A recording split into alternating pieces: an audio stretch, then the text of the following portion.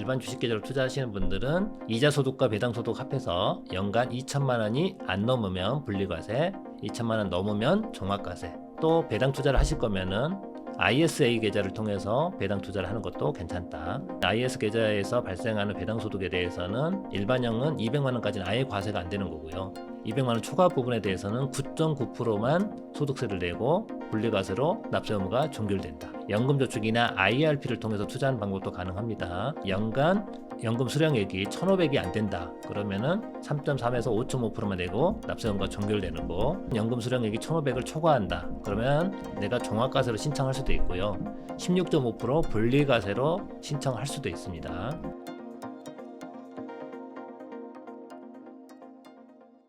안녕하세요. 오늘 인터뷰 진행을 맡은 김혜연입니다. 오늘은 미네르바 올빼미 김호영 세무사님과 함께 2026년부터 변하는 세금 이야기 나눠보도록 하겠습니다. 세무사님 안녕하세요. 안녕하세요. 반갑습니다. 간단하게 소개 좀 해주세요.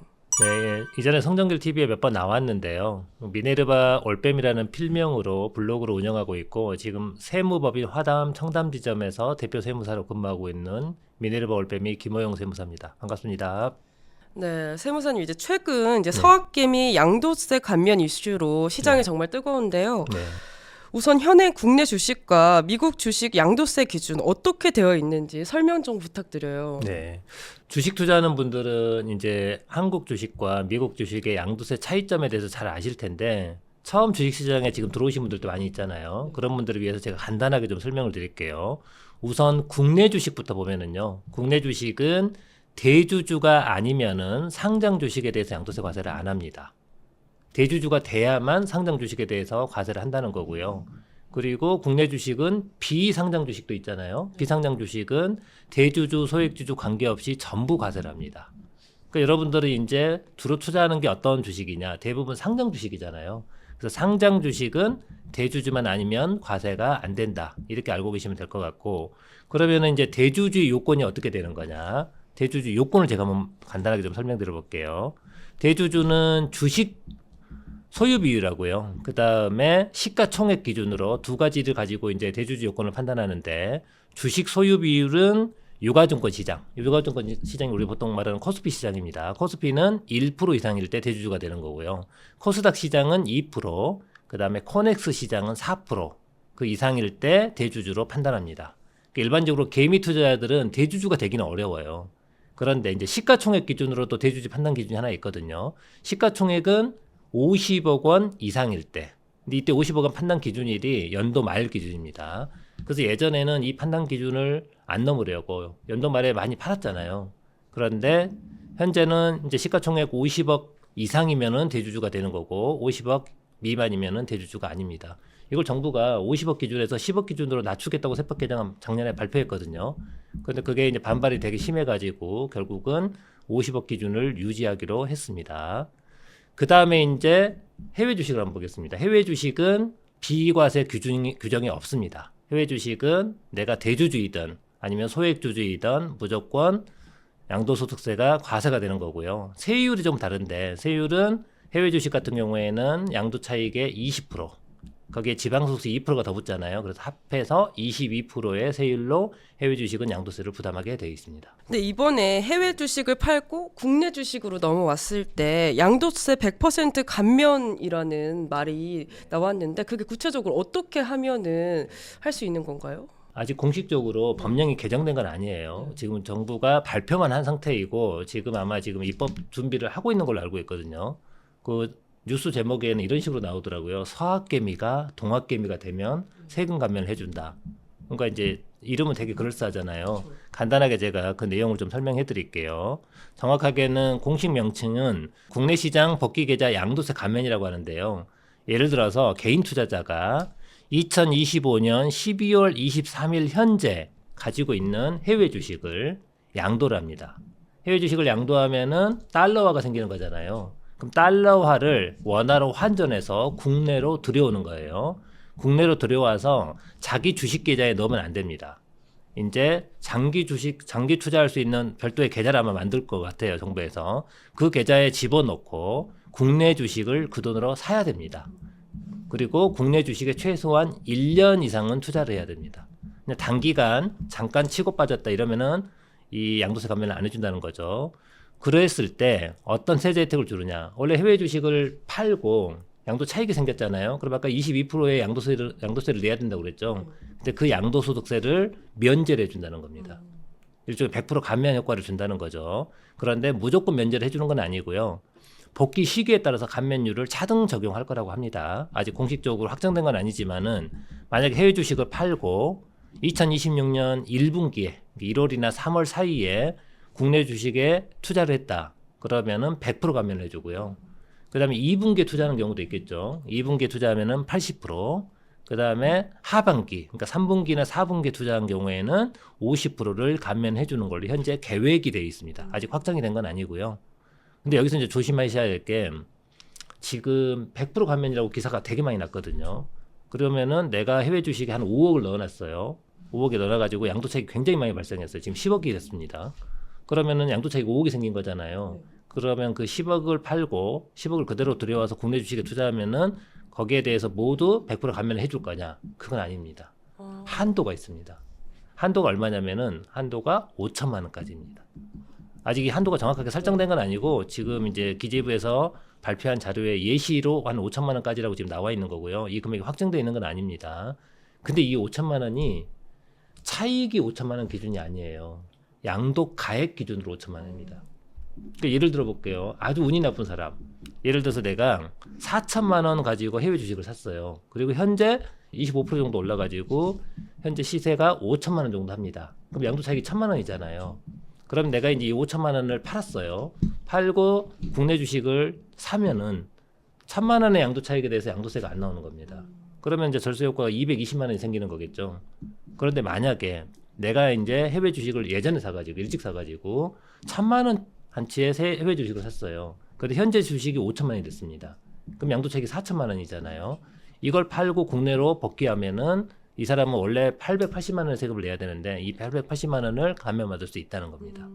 그러니까 차익이 얼마인지에 따라서 이 감면 효과가 좀 달라진다는 거는 좀 염두에 두셔야 됩니다.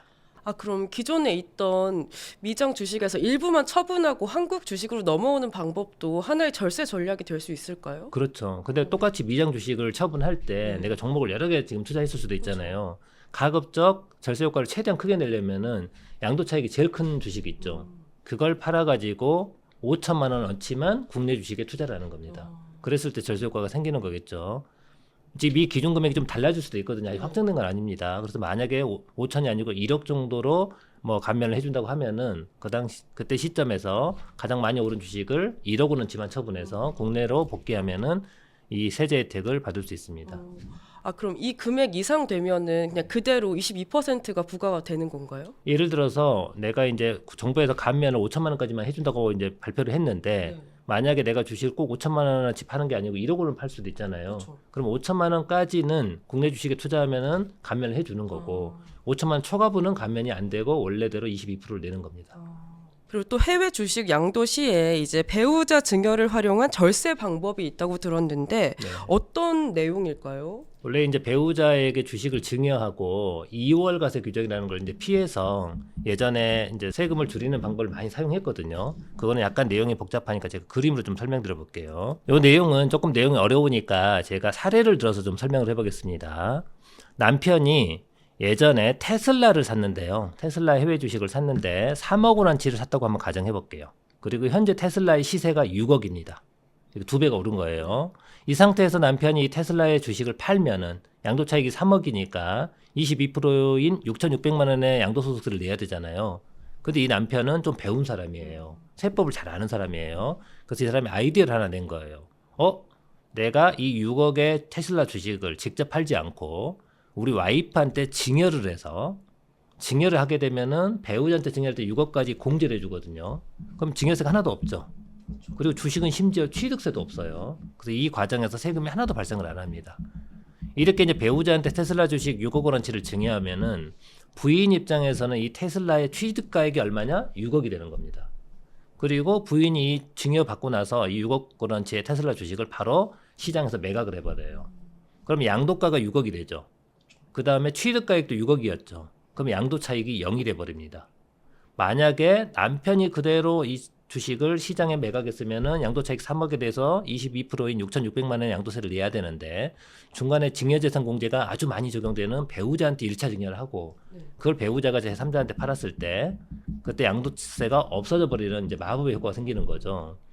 이런 걸 정부가 눈 뜨고 봐줄까요, 안 봐줄까요? 안 봐주겠죠. 안 봐주겠죠. 네. 그래서 만든 제도가 증여 후 양도시 2월과세 규정이라는 겁니다. 증여 후 양도시 2월과세가 뭐냐? 이렇게 공제가 많이 되는 증여재산 공제가 많이 되는 배우자나 직계 존비속에게 부동산이나 주식을 증여하고 주식 같은 경우에 이제 주식을 증여하고 증여받은 날로부터 1년 안에 이 주식을 제3자한테 팔았을 때 주식은 2월과세가 1년입니다. 부동산은 2월과세가 10년이거든요. 어쨌든 주식은 현재 1년인데 1년 안에 제3자한테 팔았을 때 양도가액에서 원래 취득가액을 빼서 양도차익을 계산하잖아요. 그때 이 취득가액은 부인이 증여받았을 때의 증여재산가액 원래 이게 취득가액인데 이걸 적용해 주는 게 아니고 당초 증여자의 취득가액. 그러니까 남편이 이 경우에는 3억에 테슬라를 샀잖아요. 네. 그럼 당초 증여자의 취득가액인 3억을 앞으로 끌고 와 버리는 거예요. 취득가액으로. 이렇게 해서 양도차익을 계산하면은 결국 증여에도 절세효과가 없어지는 거죠. 이거를 2월과세라고 그럽니다. 근데 제가 아까 뭐라고 얘기했냐면은 주식 같은 경우에 증여를 하고 1년 이상 경과하기 전에 팔아버리면 2월과세가 적용이 된다고 그랬잖아요. 네. 그럼 2월과세 피하려면 어떻게 하면 되겠어요? 1년 버티면 되는 거 아닌가요? 그렇죠. 1년을 버티고 있다 팔면 되죠. 1년이 지나고 나서 팔면 네. 되겠죠. 그러면 2월과세가 적용이 안 되기 때문에 절세 효과가 생기는 겁니다. 이때 한 가지 리스크가 있겠죠. 그렇죠. 1년 동안에 주가가 떨어질 수도 있잖아요. 이제 그런 리스크는 있지만은 만약에 양도차익이 크다. 그러면 그런 리스크 감안하고서라도 세부담을 줄이는 걸 좀 시도해 볼 수도 있고요. 만약에 1년 지나서 팔았는데 심지어 더 올라 버렸다. 그럼 이제 완전 일석이조죠. 금상첨화가 되는 겁니다. 너무 좋죠. 네. 그럼 그 외에 해외 주식 양도 차익이 있는 분들 네. 세금 부담을 줄일 수 있는 방법 뭐가 또 있을까요? 그 다음에 이제 이건 유튜브에서 자주 안 나오는 얘기이긴 한데요. 제가 다른 절세 방법을 하나 설명해 드릴게요. 어떤 게 가능하냐면은 혹시 아까 제가 설명드릴 때 국내 상장 주식은 주식 양도세 비과세라고 그랬죠. 네. 대주주가 아닌 비과세라고 그랬습니다. 근데 국내 상장 주식을 팔았는데 그리고 내가 대주주가 아니고 소액 주주인데도 과세되는 경우가 있어요. 언제냐면은 원래 국내 상장 주식은 팔 때 주로 어디에서 파냐면은 증권회사의 사이트를 통해서 팔잖아요. 그러면은 나와 제3자는 어디에서 거래가 이루어지냐면은 거래소라는 가상의 시장에서 거래가 이루어집니다. 그래서 이 국내 상장 주식은 거래소에서 팔면은 비과세예요. 소액 주주는. 그런데 내가 지금 진행자님하고 따로 만나가지고 주식을 거래할 수도 있거든요. 네. 어떻게 거래할 수 있냐면은 내 주식 계좌에서 진행자님 주식 계좌로 주식을 이체할 수 있습니다. 그리고 돈을 따로 받을 수도 있겠죠. 그러니까 우리는 거래소를 통해서 거래한 게 아니잖아요. 이렇게 거래소 외의 장소에서 이걸 다른 말로 장외 거래라고 합니다. 거래소 외의 장외 시장에서 사인끼리 주식을 거래하면은 요거는 과세 대상이 됩니다. 그러면은 이제 내가 현재 가지고 있는 주식이 카카오 주식이에요. 카카오 많이 떨어졌잖아요. 그렇죠. 네, 카카오 주식에서 마이너스 2억의 평가 차손이 났고 엔비디아 주식에서 2억의 평가 차익이 났다고 가정해 볼게요. 카카오는 2억의 평가 차손, 엔비디아는 2억의 평가 차익. 근데 엔비디아는 해외 주식이니까 양도세 과세 대상이죠. 그렇죠. 그리고 카카오는 국내 상장 주식이기 때문에 내가 소액 주주니까 비과세 대상이거든요. 그렇지만은 이 카카오를 장외 시장에서 팔아버리는 거예요. 누구한테 팔았냐면은 내 친척, 예를 들어서 내 동생이 있다고 가정해 볼게요. 내 동생에게 2억 원의 평가 차손이 발생한 상태에서 동생한테 현지 시가로 파는 겁니다. 그럼 나는 2억의 마이너스가 생기는 거죠. 그 다음에 엔비디아 주식을 같은 연도에 이제 팔아가지고 2억의 차익을 실현시켰습니다. 그러면은 해외 주식은 2억이 차익이 났고 국내 상장 주식은 2억의 마이너스가 났는데 이 마이너스가 이제 비과세가 아니고 과세로 바뀌어버렸잖아요. 네. 그러면 이 두 개의 양도 차익과 차손을 통산할 수 있습니다. 그럼 2억에 대한 양도세가 없어지는 겁니다. 근데 이 방식은 국내 주식에서 차손이 발생했을 때만 쓸 수 있습니다. 이제 이런 방식으로 인해서 이렇게 국내 주식은 차손이 발생했고 해외 주식은 차익이 났을 때 이렇게 장외 거래를 통해서 차익과 차손을 통산할 수도 있다는 점, 이것도 굉장히 유용한 방법입니다. 여기서 조심해야 될 사항이 하나 있는데요. 지금 국내 주식의 차손을 장외 시장에서 실현시키기 위해서 예를 들어서 내 동생한테 판다고 그랬잖아요. 근데 내 동생한테 팔 때 동생한테 반드시 매매 대금을 받아야 됩니다. 그날 종가로. 만약에 동생한테 주식은 넘겼어요. 근데 대가를 안 받아버려서 그걸 뭐라고 그러죠? 증여? 그렇죠. 증여라고 그럽니다. 이거 매매가 아니에요. 증여예요. 그러면은 양도 차익 차손 통산도 안 되고 심지어 동생은 증여세까지 내야 됩니다. 최악의 상황이 발생하는 거죠. 그러니까 그날 종가 있잖아요. 네. 카카오에 종가가 있으면은 그 종가대로 꼭 거래를 하고 돈을 주고받아야 됩니다. 아, 그날 자정까지 완료를 해야 되는 건가요? 아니면 주식 시장이 끝나기 전까지 완료를 해야 되는 건가요? 대금은 꼭 그날 오고 가지 않아도 돼요. 네. 대금 며칠 뒤에 오고 가도 상관은 없는데 대신에 그날의 종가로 그날의 종가로 이제 대금을 주고받아야 됩니다. 아, 조금이라도 다르면 그거에 대해서 증여세가 붙나요? 이제 증여세가 저가 양수도시 증여 의제 규정이 있는데 그 조금 다르다고 해서 바로 증여세가 나오는 건 아니고 네. 뭐 3억까지는 좀 차감을 해줍니다.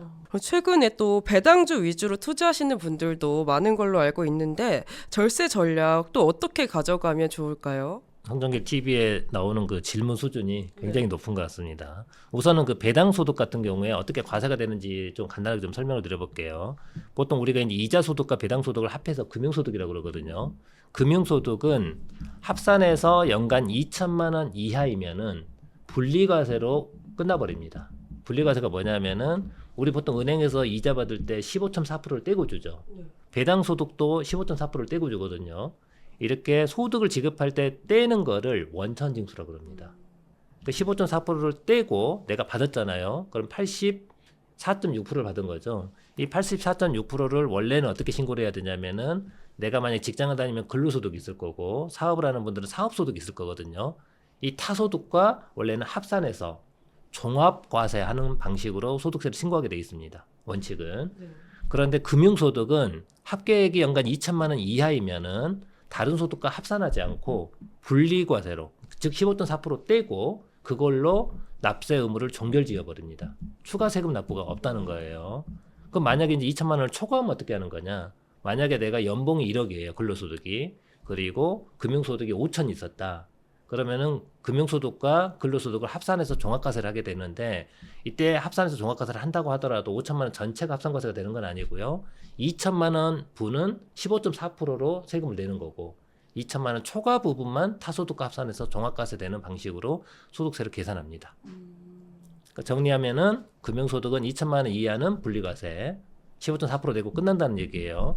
2천만 원이 초과되면은 종합과세 하는데 종합과세를 한다 하더라도 2천만 원까지는 15.4%, 2천만 원 초과 부분만 타소득과 합산해서 세금을 낸다. 이렇게 이제 이해하시면 돼요. 그럼 여기까지 알면 이제 사람들은 이렇게 생각하실 거예요. 그러면 나는 이자 배당을 2천만 원 이하로 받아야 되겠네. 그런데 그렇다고 해서 내가 투자를 할 때 나는 배당주로 투자해서 주식 양도 차익을 많이 누리고 싶잖아요. 근데 거기서 배당이 많이 나와서 2천만 원 넣어보면 안 될 것 같아서 또 배당주를 팔아. 이건 이제 그 황금알을 낳는 거위의 배를 가르는 거잖아요. 그럴 필요는 없고요. 이제 다른 절세 방법을 쓰셔도 됩니다. 어떻게 쓸 수 있느냐?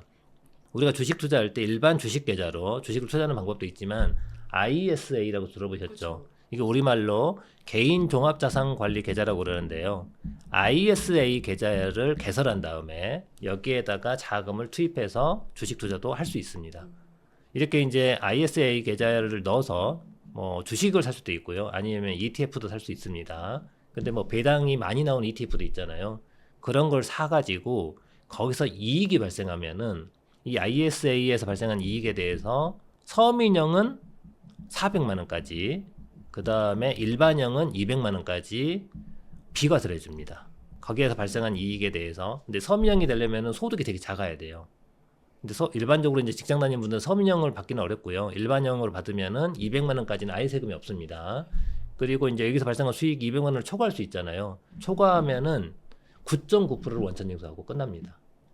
원래 금융소득은 15.4%라고 그랬잖아요. 심지어 2천만 원 초과하면은 종합과세가 된다고 그랬는데 여기 ISA 계좌에서 발생하는 뭐 이자 소득이든 배당 소득이든 여러 금융소득 또는 다른 소득에 대해서 9.9%로 원천징수하고 끝난다. 즉 분리과세로 끝난다. 이게 이제 굉장히 좋은 거고요. 또 하나 좋은 점은 ISA에서는 내가 이제 꼭 배당주만 투자하는 게 아니잖아요. 배당주 투자할 수도 있고 일반 주식도 투자할 수도 있고 채권도 살 수 있습니다. 여러 가지 투자를 할 수 있고요. 리츠도 투자할 수 있습니다. 이렇게 여러 분야에 투자를 했는데 예를 들어서요. 배당주에서는 이익이 많이 났어요. 그런데 내가 뭐 채권을 샀는데 거기서 손실이 발생해 버렸습니다. 그럼 ISA 내에서 이렇게 수익과 손실을 다 통산해서 나머지 금액만 과세를 하게 돼 있습니다. 그러니까는 굉장히 이제 절세할 수 있는 길이 넓어지는 거죠.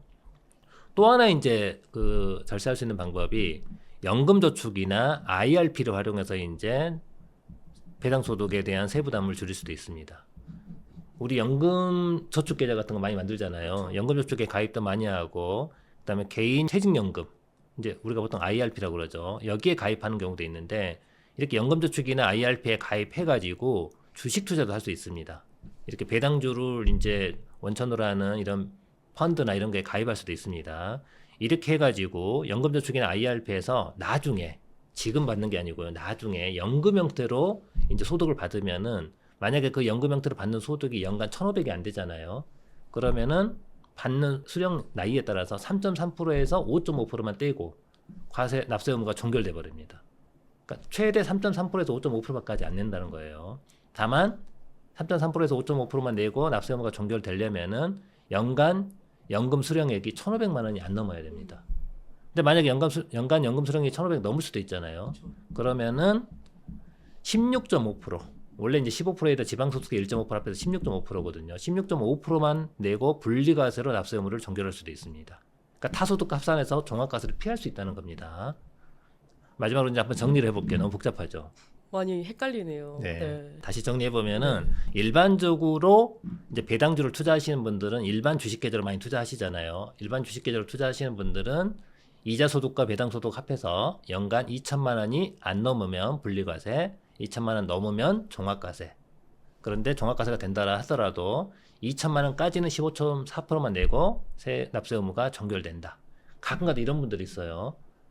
이자 배당 소득 합해서 2,200이 돼버린 거예요. 네. 그럼 2천만 넘었다고 큰일 났다. 그러면 적금 다 해지하고 이자 더 발생하면 안 되니까 이런 분들이 있거든요. 전혀 그런 고민 안 하셔도 돼요. 2천만 원을 초과해도 2천만 원까지는 15.4%밖에 안 내거든요.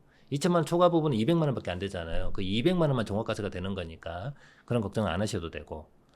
그다음에 이제 또 배당 투자를 하실 거면은 ISA 계좌를 통해서 배당 투자를 하는 것도 괜찮다. 그러면 IS 계좌에서 발생하는 배당 소득에 대해서는 일반형은 200만 원까지는 아예 과세가 안 되는 거고요. 그다음에 200만 원 초과 부분에 대해서는 9.9%만 소득세를 내고 분리과세로 납세 의무가 종결된다.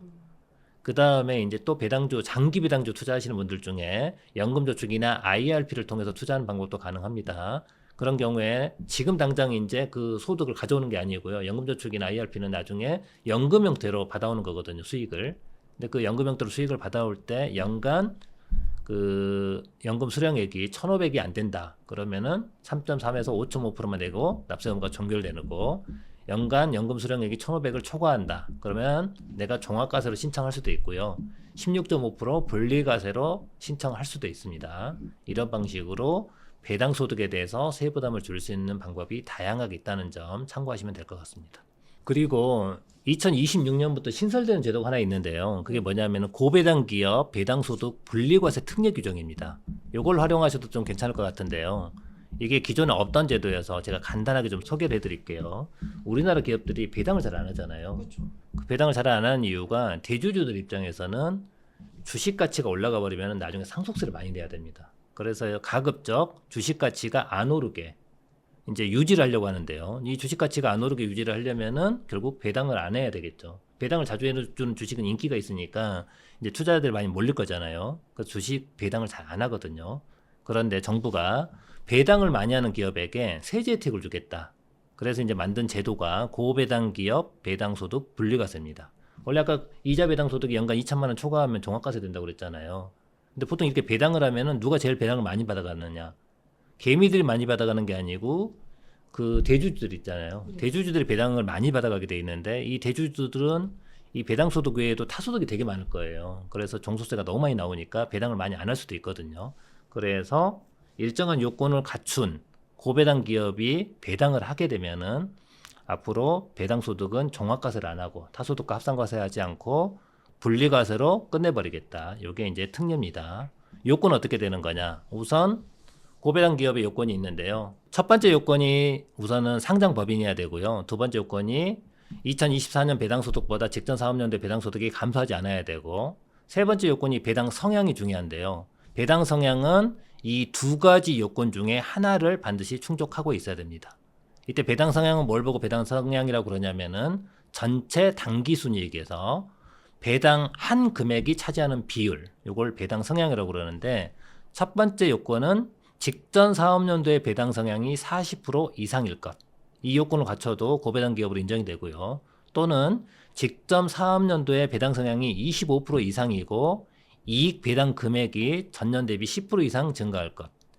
이익이 많이 나버리면은 이제 배당도 늘어나잖아요. 그래서 이제 배당 성향은 40%가 안 되고 25%가 넘는데 이익이 워낙 많이 발생해가지고 배당 금액의 총액이 전년 대비 10% 이상 증가했다. 이런 경우에도 고배당 기업의 요건을 갖춘 것으로 인정해준다는 겁니다.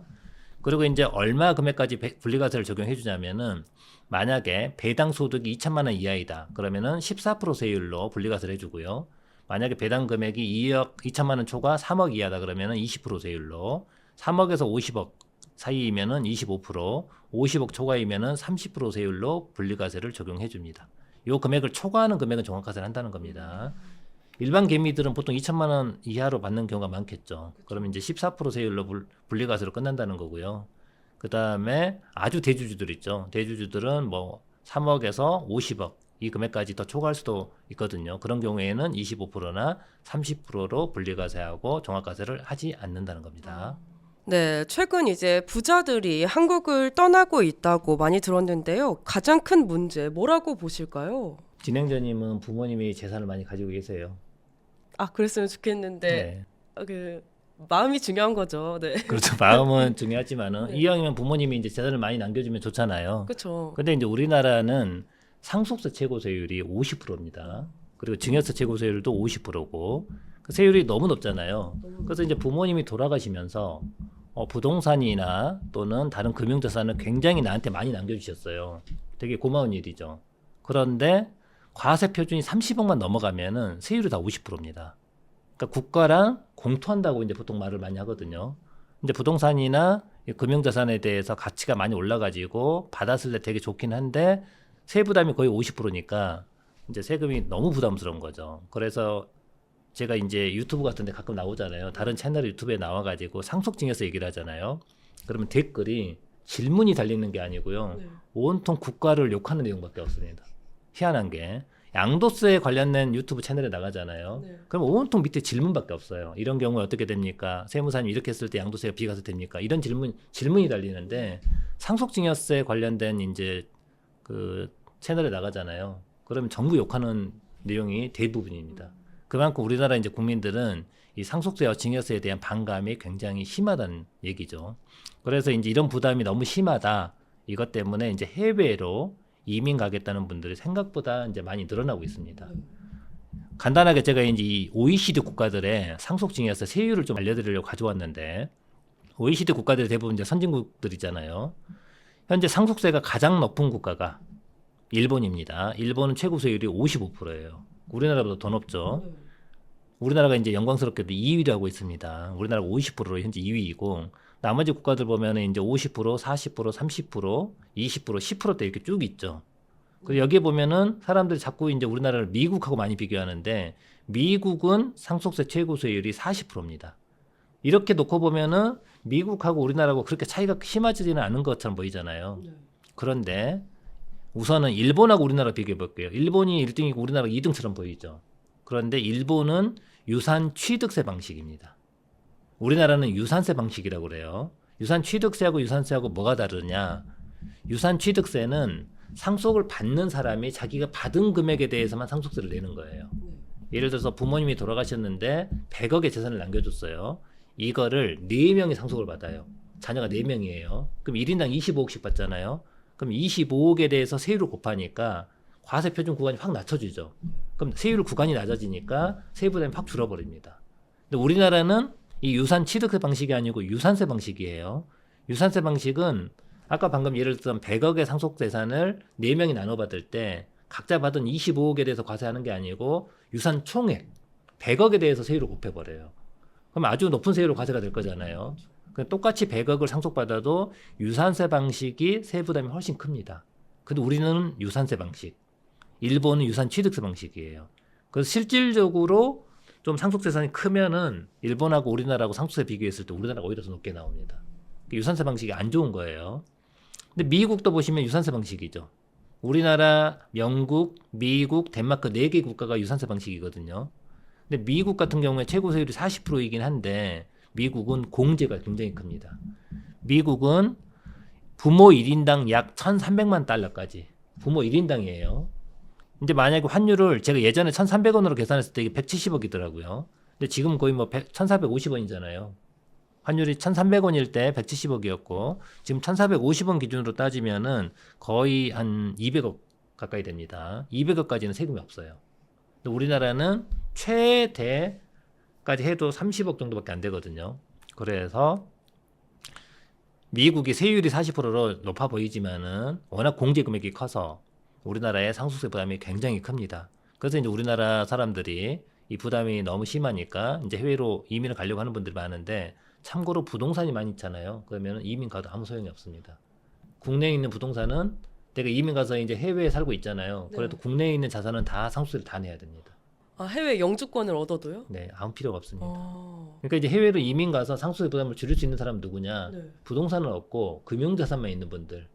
그런 분들만 이제 좀 세부담을 줄일 수 있고요. 참고로 해외에서 지금 이민을 사람들이 많이 상속세 때문에 이민 가려고 하는 사람들이 많은 데가 호주하고 뉴질랜드거든요. 왜 그러냐면 호주하고 뉴질랜드는 상속세가 없습니다. 그래서 이제 호주하고 뉴질랜드로 이민을 좀 많이 가려고 하는 거고요. 그 다음에 또 여러분 요즘 그 많은 사람들이 상속세를 부담스러워하는 이유가 또 하나 있는데요. 그게 최근에 부동산 가격 급등도 영향이 있습니다. 그렇죠. 최근 한 10년 사이에 부동산 가격이 굉장히 많이 올랐거든요. 그래가지고 지금 상속 공제는 그대로인데 부동산 가격만 많이 오르다 보니까 예년에 비해서 상속세 납세 의무자 비율이 굉장히 증가했습니다. 이 표 보시면은요, 이게 국세통계연보에서 제가 발췌한 건데 2020년에 피상속인이 35만 명 정도 됐고요.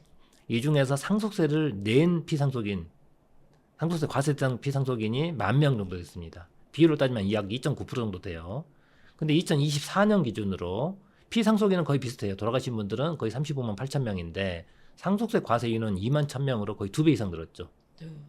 과세인은 굉장히 많이 늘었습니다. 그래서 이렇게 과세인원이 늘다 보니까 부동산 가격의 상승으로 과세인원이 증가하다 보니까 이제 상속세를 안 내던 사람들도 내게 되는 거고 이러다 보니까 자꾸 이제 해외 이민을 고민하는 분들이 늘어나는 겁니다. 아, 근데 그럼 부동산을 갖고 있으면은 소용이 없는데 금융 자산이 많은 분들은 해외 이민을 가면은 네. 효과가 훨씬 더 좋은 건가요? 금융자산만 있으면 효과가 약간 있는데요. 네. 주식 있는 분들이 있죠. 네. 이제 주식 있는 분들은 문제가 있습니다. 아, 그러면은 또 해외로 이민 갈 때 이제 출국 당시 주식을 갖고 있으면 주식을 팔지 않아도 세금이 부과된다고 하던데 네. 관련 내용이랑 네, 연계가 있을까요? 그렇죠. 네. 지금 방금 이제 진행자님이 여쭤보신 게 네. 국외전출세라는 건데요. 이 국외전출세를 좀 생소해하는 분들이 많은데 이게 어떤 내용인지 간단하게 좀 설명을 드려볼게요. 만약에 이제 제가 삼성전자 주식을 가지고 있다고 가정해 볼게요. 제 모든 재산을 몰빵해가지고 삼전을 샀습니다. 지금 삼성전자 주식 엄청 올랐잖아요. 그렇죠. 오늘도 많이 올랐거든요. 그래서 만약에 내가 삼성전자 주식을 100억 원어치를 가지고 있다고 가정을 해볼게요. 내 부동산을 다 처분해서 지금 삼성전자에 몰빵을 해놨습니다. 내가 삼성전자 주식을 산 게 한 6만 5천 원대였어요. 근데 지금 13만 원이라고 가정해볼게요. 딱 2배가 올랐죠. 근데 내가 50억 정도의 자산을 투자해서 삼성전자 주식을 샀는데 지금 100억이 됐습니다. 근데 나는 아직 안 팔았어요. 이 상태에서 내가 해외로 이민을 가려고 그래요. 그럼 아직 팔지 않았기 때문에 양도소득세는 지금 내는 게 아니잖아요. 그렇죠. 원래는 이제 이 상태로 그냥 해외로 이민 가면 끝이에요. 그런데 만약 이렇게 해외로 이민을 가버렸는데 해외에서 이 국내 상장 주식에 대해서 과세를 안 하는 나라도 많이 있을 거잖아요. 그 나라로 내가 이민을 갔어요. 그런 경우에 이 50억에 대해서 내가 국내에 있었으면은 난 대주주가 되는 거잖아요. 그렇죠. 그래서 세금을 내야 되는데 해외로 이민 가서 이제 세금을 안 내게 되는 이런 이제 혜택이 생겨버리는 거잖아요. 이걸 막기 위해서 만든 제도가 국외전출세입니다. 내가 이민을 갈 때 이민 가기 전날 가지고 있는 내 국내외 주식 현황, 해외 주식도 해당이 됩니다. 이거를 국세청에 신고를 해야 됩니다. 신고를 해가지고 이때 만약에 차익이 생겼다. 일종의 지금 평가 차익이죠. 이 평가 차익에 대해서 1차적으로 세금을 내야 됩니다. 얼마의 세금을 내냐면 22%를 냅니다. 그리고 나서 내가 이제 해외를 나갔어요. 근데 실제로 주식을 팔 때는 내가 출국할 때 가격이 아니겠죠. 팔 때 가격이 또 있을 거잖아요. 근데 팔 때 내가 실제 그 당시 그 출국할 때 가격보다 떨어질 수도 있거든요. 그랬는데도 불구하고 나는 출국할 때 세금 많이 냈죠. 그럼 그때 더 떨어진 부분에 대한 세금을 돌려달라고 경정 청구할 수 있습니다. 그리고 추가로 더 늘어난 부분이 있잖아요. 네. 더 오른 부분. 더 오른 부분은 이제 국내에서 있을 때 오른 게 아니잖아요. 그건 이제 해외에다 내는 겁니다. 그럼 국외 전출세도 이제 국내 주식이랑 국외 주식이랑 다르게 세금이 부과가 될까요? 아닙니다. 그건 똑같이 부과되는데 물론 이제 비과세 대상 주식은 국외전출세를 안 냅니다. 네. 내가 대주주일 때만 국외전출세를 내는 거고 국내 주식은 네. 해외 주식은 지금 전부 다 과세라고 있잖아요. 네. 그래서 해외 주식은 전체 다 과세가 되고 있는 겁니다. 그리고 또 이번 세법 개편안에서 상속세 공제 확대가 불발됐다는 이야기 들었는데 그 원인 뭘까요? 상속세 이제 공제 내용이 뭐였는지 간단하게 내용을 한번 좀 살펴볼게요. 여기 보시면은 상속공제 개정안이 있었는데요. 원래 상속세는 일괄 공제가 있고요. 그 다음에 배우자 공제라는 게 있는데 지금 정부가 요거를 개정을 하겠다고 개정을 내는 거거든요. 일괄 공제는 뭐냐면은 상속인들이 몇 명 있든 상관없이 5억 원의 금액을 최소화하는 공제를 해주는 제도. 이게 일괄 공제입니다. 근데 이 일괄 공제가 지금 5억 원으로 확정된 지 거의 뭐 10몇 년이 지났거든요. 그랬는데도 아직 안 변하고 있어요. 상속세사는 계속 증가하고 있는데 그래서 정부가 세법 개정을 발의를 해가지고 이 일괄 공제를 5억이 아닌 7억으로 인상하겠다. 그 다음에 배우자 공제라는 게 있는데 배우자는 우선 사람만 있어도 이제 피상속인이 돌아가셨을 때 배우자가 사람에 있어서 최소 5억은 공제해주고요. 그 다음에 최대 금액은 30억까지 해줍니다. 근데 30억까지 해주는데 정확하게는 얼마를 공제해주냐면은 배우자가 실제 상속받은 재산하고 그 다음에 배우자의 민법상 법정 상속분 둘 중에 더 작은 거 그걸 공제해주되 최대 금액은 30억입니다. 그러니까 배우자 공제가 조금 내용이 어렵거든요. 이렇게 정리하시면 될 것 같아요. 배우자가 사람만 있고 10원도 안 받았어요 상속을. 그래도 무조건 최소 5억은 공제해줍니다. 그러니까 최소 공제 금액은 5억. 그 다음에 배우자가 실제로 상속받은 금액만큼 배우자 공제를 해주는데 한도가 있다. 그 한도가 뭐냐? 배우자의 민법상 법정 상속분. 그리고 최대 한도는 30억. 이렇게 이제 공제를 해주는 거거든요.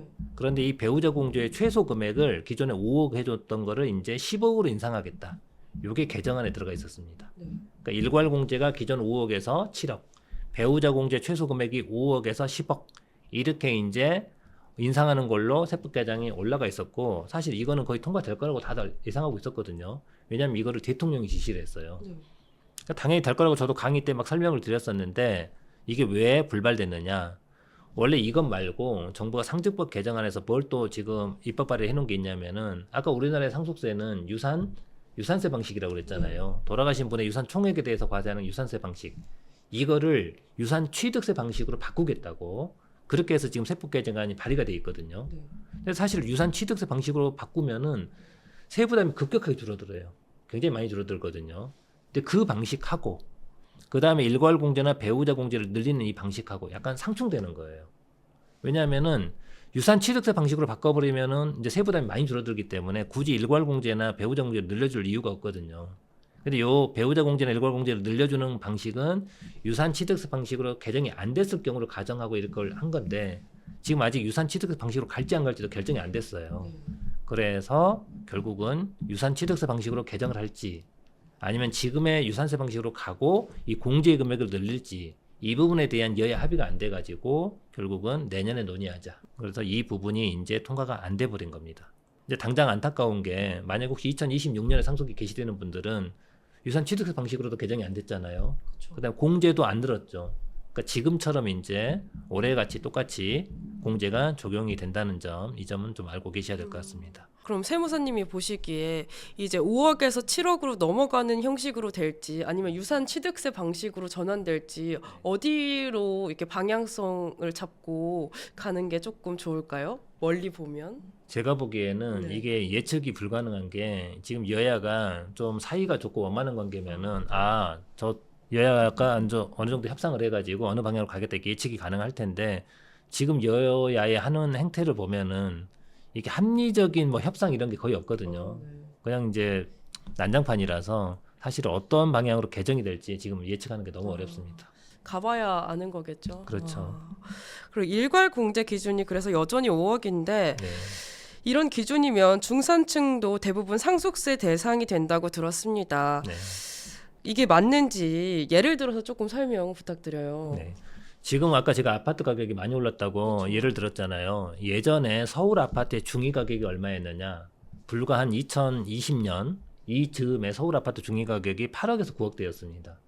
그러면 이제 내가 중산층이라고 가정하면은 서울에 아파트는 한 채 가지고 있었을 거잖아요. 그리고 평균적으로 금융자산이 한 2, 3억 정도 됐을 겁니다.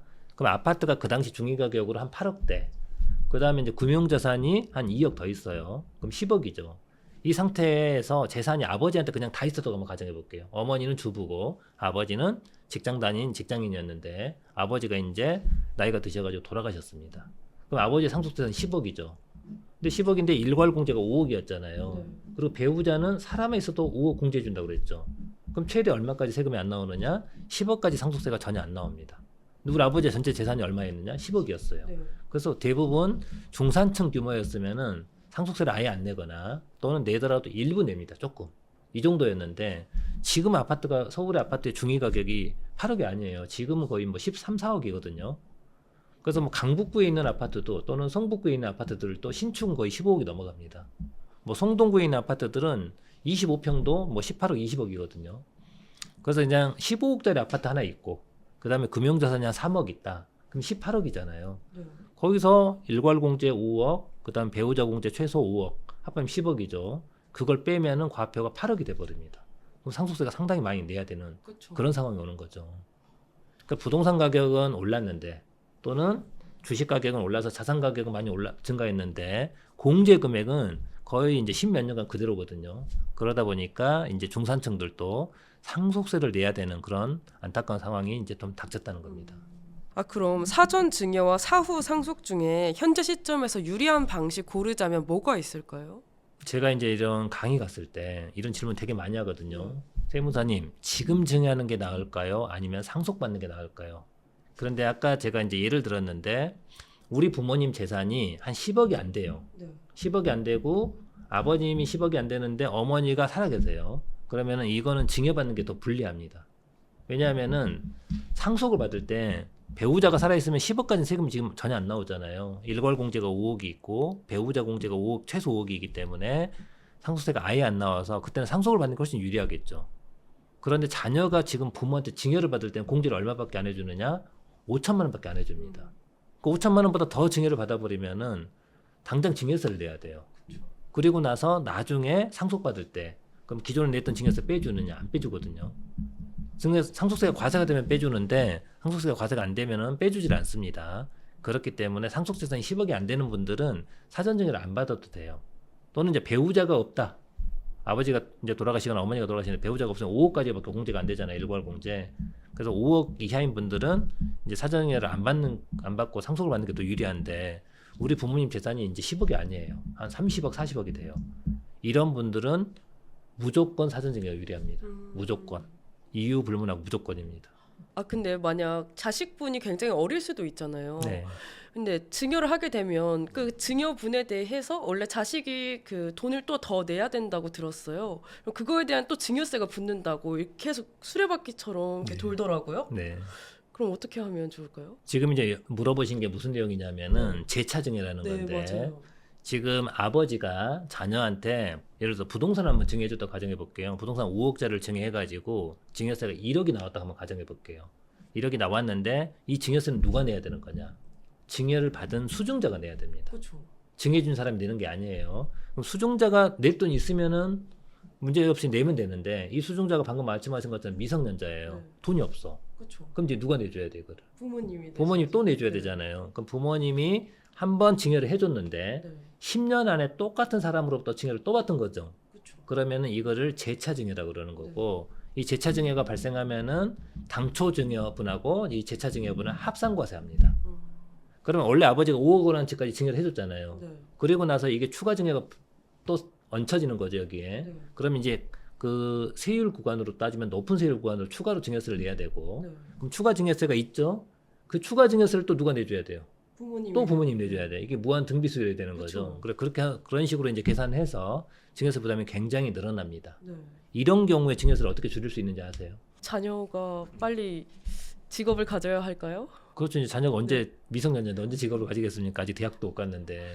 잘 모르겠네요. 어떻게 네, 하면 다른 좋을까요? 방법이 있는데요. 예를 들어 볼게요. 아버지가 이제 부동산 5억 원짜리를 자녀한테 증여했습니다. 미성년자한테 또는 대학생한테 증여를 했어요. 네. 근데 그 증여세를 낼 돈이 없죠. 네. 이 증여세를 아버지가 내주면, 그러니까 당초 증여자가 또 증여를 해주면 이거는 합산과세 한다고 그랬잖아요. 네. 몇 년치를 합산과세 하냐면은 10년치를 합산과세 합니다.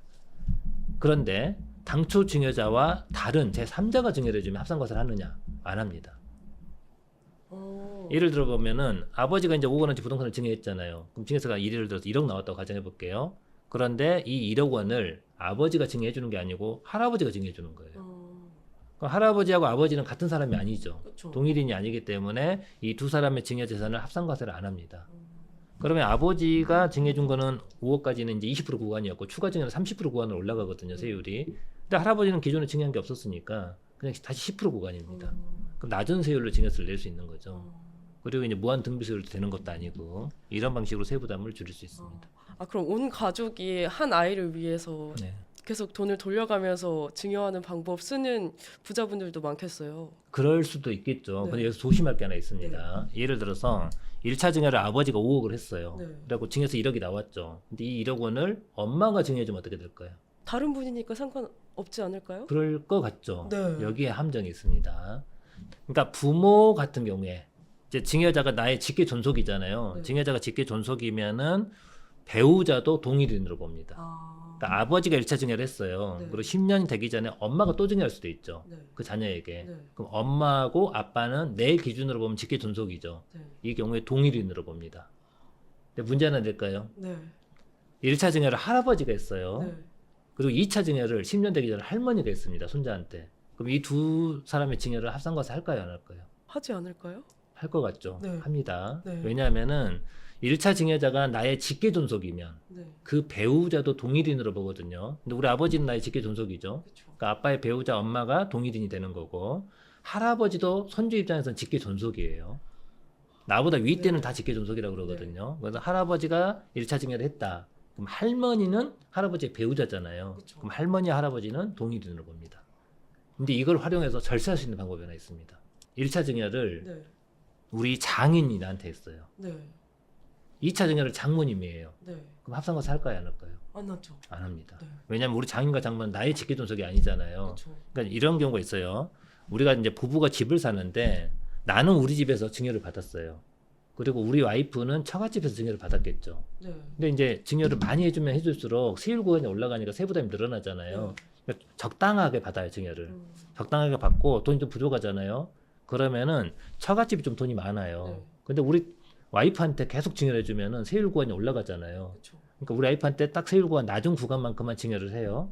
그리고 우리 장인이 나한테 한 1억 1천을 증여를 해요. 아. 그럼 장인이 사위한테 증여할 때 1,000만 원 공제를 해주거든요. 그럼 1,000만 원 공제 빼면은 과표가 1억이 되는 거겠죠. 1억까지 10%로 세금을 내요. 그리고 우리 장모님도 돈이 있잖아요. 그쵸. 장모님 나한테 또 1억을 증여를 해. 이렇게 해서 장인과 장모로부터 사유가 증여를 받는 겁니다. 근데 장인과 장모는 사유 입장에서 동일인이 아니거든요. 그렇죠. 이렇게 해서 증여세 부담을 줄일 수가 있습니다.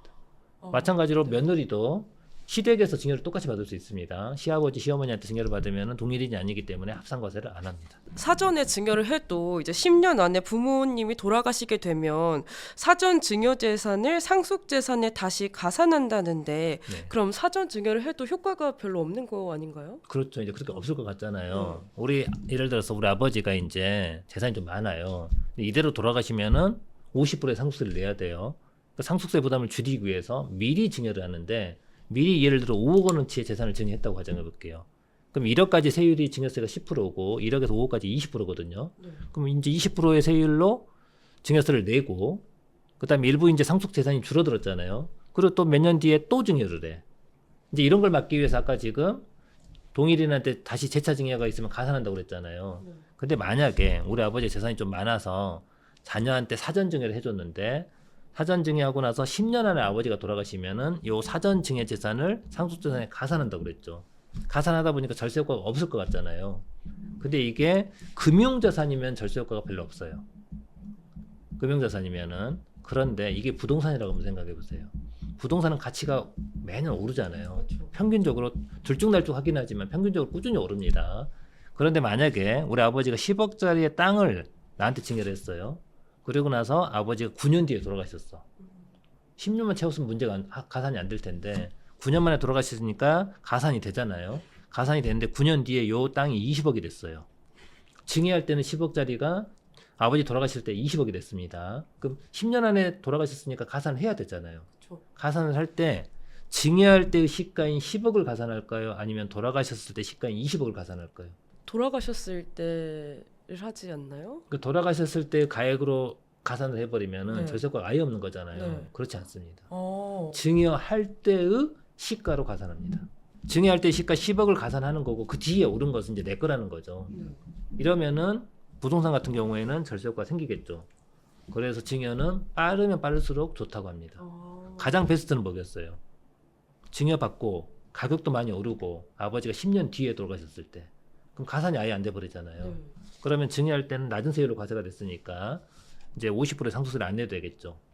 근데 우리 아버지가 예를 들어서 나이가 75세예요. 우리나라 성인 남성의 기대 여명이 몇 살인 줄 아세요? 85? 85. 너무 많이 주셨습니다. 80인가요? 81세 정도 됩니다. 아, 네. 얼마 전까지 80.9세였는데 지금 한 81세 정도 될 것 같아요. 여성이 85.9세입니다. 여성이 한 86세 되고 이 기대연명이라는 게 뭐냐면은 내가 큰 사고 없이 큰 질병 없이 평온하게 살다가 평균적으로 돌아가시는 나이 이걸 기대연명이라고 그러거든요. 우리나라 성인 남성의 기대연명은 81세입니다. 근데 아버지가 지금 75세예요. 75세인데 지금 부동산을 팔아가지고 현금이 있어요. 한 30억이. 이 30억의 현금이 있을 때 이 자산을 그대로 들고 갔다가 상속이 개시가 되면은 세금이 많이 나오겠죠. 왜냐면 우리 아버지는 이 현금만 있는 게 아니고 아파트도 있고 또 다른 자산도 많이 있거든요. 그래서 아버지가 이 30억의 현금을 증여를 해줄 겁니다. 증여를 해줄 건데 자식들한테 증여해 주면은 절세효과가 안 생기겠죠. 왜냐면 평균적으로 보면 우리 아버지는 5년은 더 살 것 같은데 10년은 못 살아요. 그런 경우에 이때는 증여를 누구한테 하면 되느냐? 자녀들이나 배우자한테 증여하면은 10년 안에 돌아가셨을 때 가산한다고 그랬거든요. 근데 자녀나 배우자가 아닌 자들, 이걸 세법에서 상속인 외의자들이라고 그래요. 그 사람들은 5년 이내 증여분만 가산합니다. 그러니까 상속인 외의자 그럼 누구 있느냐? 우선은 며느리, 그 다음에 사위, 그 다음에 손자들. 그런 식으로 이제 상속인 외의자들에게 증여해서 세부담을 줄일 수가 있습니다. 제가 이걸 사례를 하나 만들어 왔거든요. 이 사례를 보면서 한번 설명드려 볼게요. 이 사례를 보시면은 2020년 6월에 아버지가 부동산을 처분했는데 35억의 현금이 발생했어요. 네. 그리고 아버지의 나이가 76세였습니다.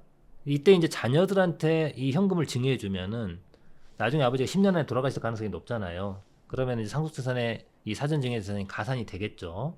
그래서 이 아버지가 어떻게 했느냐? 며느리 2명에게 각각 5억 1천만 원, 그 다음에 손자들이 있거든요. 손자들이 미성년자예요. 손자들에게 각각 5억 2천만 원씩 증여했습니다. 그래서 총 증여한 금액이 얼마냐면은 31억이에요. 6명한테. 그러니까 아들이 2명 있었는데 아들한테는 하나도 안 준 거예요. 왜냐면은 아들한테 줬다가는 나중에 10년 안에 상속이 개시될 것 같으니까. 그러면 이제 이때 증여할 때 증여세를 내야 되잖아요. 증여세가 얼마가 나오냐면은 우선 며느리들은 5억 1천에서 며느리는 기타 친족이라고 해서 공제를 1천만 원 해줍니다. 그럼 과세 표준이 5억이 되거든요. 그러면 1억까지는 세율이 10%, 1억에서 5억까지가 20%예요. 그래서 며느리들은 1인당 9천만 원씩 냅니다. 그 다음 손자들은 얼마를 내는 거냐? 손자들은 할아버지하고 피가 섞여 있죠. 그 공제를 2천만 원을 내줘요. 만약에 손자가 성인이면 5천만 원 공제해 줍니다. 그런데 여기는 이제 가정을 미성년자로 가정을 했어요. 손자들이. 그래서 2천만 원 공제해 주면 과표가 5억이죠. 그럼 똑같이 세금은 9천만 원 나와요. 1인당. 근데 손자들은 할아버지에서 자녀, 그 다음에 손자 이렇게 세대가 두 단계를 건너야 되는데 중간에 자녀 단계를 건너뛰고 손자한테 바로 와버렸잖아요. 이런 경우를 세대 생략이라고 그래요. 이렇게 세대 생략 증여가 이루어지면은 30% 할증과세합니다. 그래서 손자들 1인당 얼마를 내야 되는 거냐? 1억 1,700을 내요. 9천을 내는 게 아니고 30% 할증과세하니까. 이렇게 해서 며느리들은 1인당 9천, 손자들은 1인당 1억 7천, 1억 1,700 합해가지고 6명이 6억 4,800을 냅니다. 증여세를. 이래가지고 이제 아버지가 24년 12월에 돌아가셨다고 가정해 볼게요. 24년 12월에. 그러면은 며느리하고 손자한테 증여하고 나서 5년이 안 됐죠. 아까 며느리하고 손자는 5년 지나야 가산이 안 된다고 그랬잖아요. 5년이 안 되면은 상속세가 얼마를 내는 거냐? 여기 사례 보시면은 이 아버지가 사전 증여한 31억 빼고 나머지 20억 정도의 상속재산이 더 있었거든요. 근데 아버지가 만약에 증여를 하나도 안 하고 돌아가셨다 그러면 51억의 재산이 있는 거잖아요. 요 상속세 계산해 보면 약 18억 4천이 나옵니다. 근데 사전 증여하고 5년 되기 전에 돌아가셨어요. 그러면은 돌아가실 때 재산은 20억이고 5년 전에 돌아가셨기 때문에 상속재산 31억은 여기다 가산해 버린다고 그랬잖아요. 가산하면 다시 51억이 돼요. 네. 그럼 절세 효과가 없어지는 거죠. 세금 계산을 보면 18억 4천 나옵니다. 그런데 이렇게 며느리나 손자들한테 사전 증여하고 그 다음에 5년이 지나고 나서 돌아가셨어요, 아버지가. 그러면 이제 아버지 재산 20억밖에 안 남아있죠. 사전 증여한 거 빼버리니까. 20억에다가 사전 증여하고 5년이 지났기 때문에 상속재산 가산이 없어요. 그러면은 상속세가 얼마 나오느냐? 4억 4천 나옵니다. 그리고 우리가 증여할 때 6억 4천 8백을 냈거든요. 더하면은 10억 8천을 내는 거예요. 10억 8천 8백을 정확하게 내겠죠. 그러면은 얼마 정도 세부담이 줄어드는 거냐? 약 7억 8천 정도, 7억 6천 정도 세부담이 줄어듭니다. 그러니까 사전 증여가 굉장히 중요한 겁니다. 부동산은 이보다 절세 효과가 훨씬 크게 나와요. 부동산은. 그래서 가급적 사전 증여를 할 거면은 빨리 하는 게 무조건 유리하다. 이걸 꼭 기억하시면 될 것 같아요. 하루라도 최대한 빨리 하는 게 가장 유리한 방법인 거죠. 그렇죠. 근데 이제 문제는 우리 부모님들이 이걸 빨리 안 놓으려고 해서 그게 문제죠. 그 현명한 부모님들은 네. 증여를 할 때 좀 빨리 합니다. 60대부터 네. 일찍.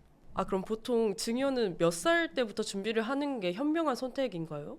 저라면은 네. 제가 만약에 이제 부모 입장이라 그러면은 자녀들이 뭐 대학교 들어갔을 때 그때부터 이제 증여를 시작하는 게 제일 좋을 것 같아요. 뭐 고등학교 때도 가능하고 이렇게 해서 이제 부모 입장에서는 60대부터. 우리나라 성인 남성의 기대병이 아까 81세라고 그랬잖아요. 여성 86세고 대부분 우리나라 부모들은 큰 병이 걸렸을 때 네. 이제 2, 3년 뭐 넘기기 어렵다. 그때부터 고민하시거든요. 그렇죠. 그때는 이미 늦었습니다. 왜냐하면 사전 증여하고 상속인 외의자들은 5년, 상속인들은 10년 지나야 가산이 안 된다고 그랬잖아요. 가급적 빠르면 50대 후반, 늦어도 60대에는 사전 증여를 시작하는 게 절세하는 지름길이라고 생각합니다. 그럼 상속 재산 중에 부동산이 대부분일 때 상속 재원을 마련하지 못해서 금매로 집을 파는 경우도 있을까요? 그런 경우가 만약에 많죠. 많은가요? 그렇죠. 이런 부분은 약간 사전에 대비할 수 있는 방법이 있을까요?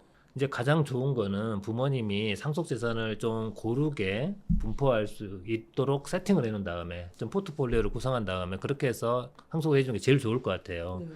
현금도 일부 있고 그 다음에 주식도 일부 좀 남겨주시고 그 다음에 이제 부동산도 가지고 있고 이렇게 해서 상속이 개시가 되면은 부동산은 당장 처분이 어렵잖아요. 그렇죠. 그러니까 부동산은 이제 급하게 처분하면은 시세보다 훨씬 싼 가격으로 처분해야 되니까 상속세를 낼 수 있는 재원, 그 현금성 자산, 그 다음에 주식 이런 것들 좀 많이 남겨주시면은 그걸 처분해서 상속세를 내는 게 제일 베스트인데 이렇게 이제 상속세를 좀 공부하신 분들은 이렇게 준비를 해주거든요. 근데 보통 우리나라의 이제 부모님들의 특징이 재산의 편중이 되게 심해요. 어디에 많이 몰려 있어요? 부동산에 몰려 있습니다. 부모님들 주식도 많이 안 해요. 부동산에 많이 몰려 있어가지고 이 부동산이 잘 안 팔려요. 그나마 부동산이 아파트에 몰려 있잖아요. 아파트는 그래도 잘 팔려요. 그런데 상가, 꼬마 빌딩, 그 다음에 토지 여기에 많이 몰려 있잖아요. 이런 것들은 내가 원하는 가격에 팔기도 어렵고 원하는 시기에 팔기도 어렵습니다. 그래서 이런 분들이 상속세를 내는 게 부담스러워서 급하게 금매로 내는 분들이 있습니다. 금매로 내놓다 보면은 시세의 한 20배에서 30%까지 싸게 팔아야 되는 경우가 있거든요. 근데 이런 분들을 위해서 제가 한 가지 팁을 설명드리자면은 만약에 부동산을 이제 팔아가지고 상속세를 낼 재원을 마련하려고 하는데 부동산이 잘 안 팔려요. 그래서 이제 중개사님한테 연락을 해봤더니 현재 내놓은 가격보다 한 20%는 싸게 팔아야 팔릴 거다. 이렇게 얘기하거든요. 만약에 이제 그 부동산이 꼬마 빌딩에서 한 50억이에요, 시가가. 그런데 그걸 40억에 팔아야 된다는 거죠. 그 10억을 날리는 거잖아요. 이게 너무 큰 손해죠. 이런 경우에는 급하게 부동산을 팔지 말고요. 연부연납을 신청하시면 됩니다. 연부연납이 뭐냐? 저희 표를 보면서 설명드릴게요. 연부연납이라는 거는 상속세나 증여세가 총 납부세액이 2천만 원을 초과한다. 그러면은 그 세금을 분할해서 납부하게 해주는 제도입니다. 연부연납 기간이 있는데요. 상속세는 최대 10년 동안 분할해서 납부할 수 있고요. 증여세는 5년 동안 분할해서 납부할 수 있습니다. 이렇게 이제 분할해서 납부하면은 당연히 국가가 이자를 부과하겠죠. 이제 이자가 현재 2025년 기준으로 3.1%입니다. 그렇게 높은 이자는 아니에요. 은행 대출 금리보다 약간 낮은 편이니까. 그래서 이 이자를 내고 연부연납을 하는 것도 하나의 방법이라고 생각할 수 있습니다. 예를 들어서 우리 아버지가 50억짜리 꼬마빌딩을 상속을 해줬잖아요. 그럼 당장 이제 상속세를 내다 보면은 내려고 하면은 너무 부담스러우니까 상속세가 만약에 한 15억 나왔다. 그러면 그거를 무리하게 금매로 팔아서 내지 말고 우선 연부연납 신청을 하는 겁니다. 연부연납 신청을 해놓고 여유 있게 매수자를 찾는 거죠. 그래서 만약에 연부연납 신청해놓고 한 1년 뒤에 팔렸다. 그럼 1년치 이자만 내면 되는 거잖아요. 아까 상속세가 15억이라고 가정하면은 3% 정도면 얼마냐? 4,500 정도 됩니다. 그거 내고 차라리 시세를 50억에 팔면 되잖아요. 그러니까 굳이 20%까지 싸게 팔 필요가 없다는 거죠. 이런 방식을 활용하는 것도 괜찮을 것 같습니다. 그럼 연부연납은 하루 전에 신청을 해도 되는 건가요? 연부연납은 상속세 신고 기한 때, 상속세 신고 기한이 상속 개시일의 말일로부터 6개월이거든요. 네. 그 상속세 신고할 때 연부연납 신청을 같이 하는 겁니다. 대신 연부연납을 신청하려면은 담보 제공해야 됩니다. 그 부동산을 담보로 제공하고 네. 국세청이 거기다 근저당 설정을 하고 그리고 연부연납을 승인해 주는 겁니다. 네, 가족 간 저가 양수도를 통해서 자녀에게 주택을 시가보다 싸게 넘길 수 있다고 하는데 어떤 방식으로 넘기는 걸까요? 이제 가족 간 저가 양수도에 대한 문의가 이제 굉장히 많거든요. 근데 이 내용이 조금 어려워서 제가 좀 표로 좀 설명을 드려볼게요. 부모가 자녀에게 시가 10억짜리 주택을 7억에 판다고 한번 가정해 볼게요.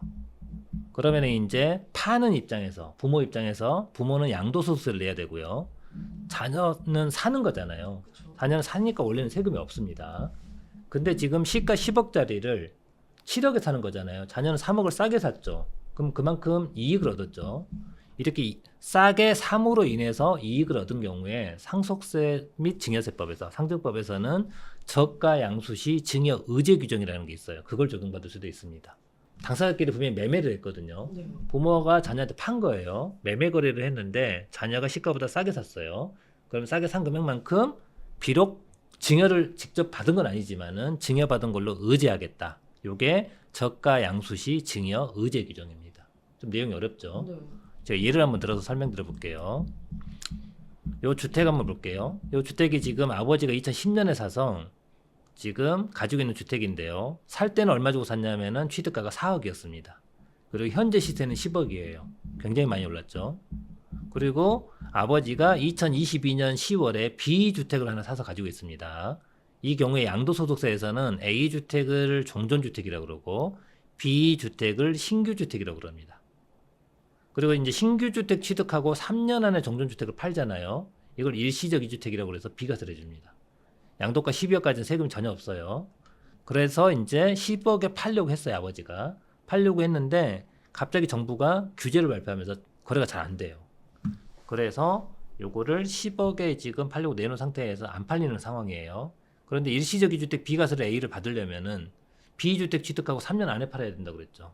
근데 3년이 다 다가오고 있어요, 지금. 25년 10월이 다가오고 있습니다. 그런데 이제 매매는 안 되고 있어요. 이랬을 때 매수인이 이 매도인의 딱한 사정을 알고 10억에 원래 살려고 했다가 매수인이 단가를 후려치는 거예요. 그래서 매수인이 9억에 사겠대요. 이제 9억에라도 사실은 팔아야 돼요. 이게 양도소득세가 양도차익이 6억이니까 양도세가 2억이 넘게 나오거든요. 그럼 1억 깎아주고 차라리 파는 게 낫잖아요. 비과세 받는 게. 그런데 이 아버지가 기분이 나빠서 이제 못 팔 것 같대. 매수인이 내 약점을 잡아가지고 너무 후려치는 거잖아요. 그래서 차라리 이 주택을 너에게는 안 팔겠다. 그럼 이제 결국 그 사람이 아니면 살 사람이 없잖아요. 일시적 이투 기간 다가오고. 그래서 이제 차라리 우리 아들한테 팔겠다. 자녀에게. 그래서 자녀에게 돈 얼마 있냐고 물어봤더니 자녀가 1억이 있다는 거예요. 1억. 자녀가 1억이 아니고 예를 다시 들게요. 자녀가 2억 정도 있다고 가정해 볼게요. 그리고 전세보증금이 5억이 있습니다. 그러면 자녀한테 팔려면 몇 억의 계약서를 써야 되는 거예요. 전세가 5억이 들어가 있고 자녀가 현금 2억이 들고 있어요. 그러면은 계약서를 7억에 써야 되겠죠.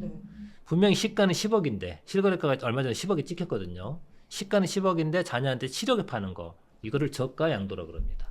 그럼 자녀는 얼마를 싸게 샀어요?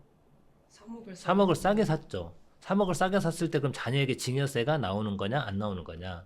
아까 자녀가 부모로부터 주택을 매매로 취득했는데 시가보다 싸게 사면 저가 양수시 증여 의제 규정이 적용될 수도 있다고 그랬잖아요.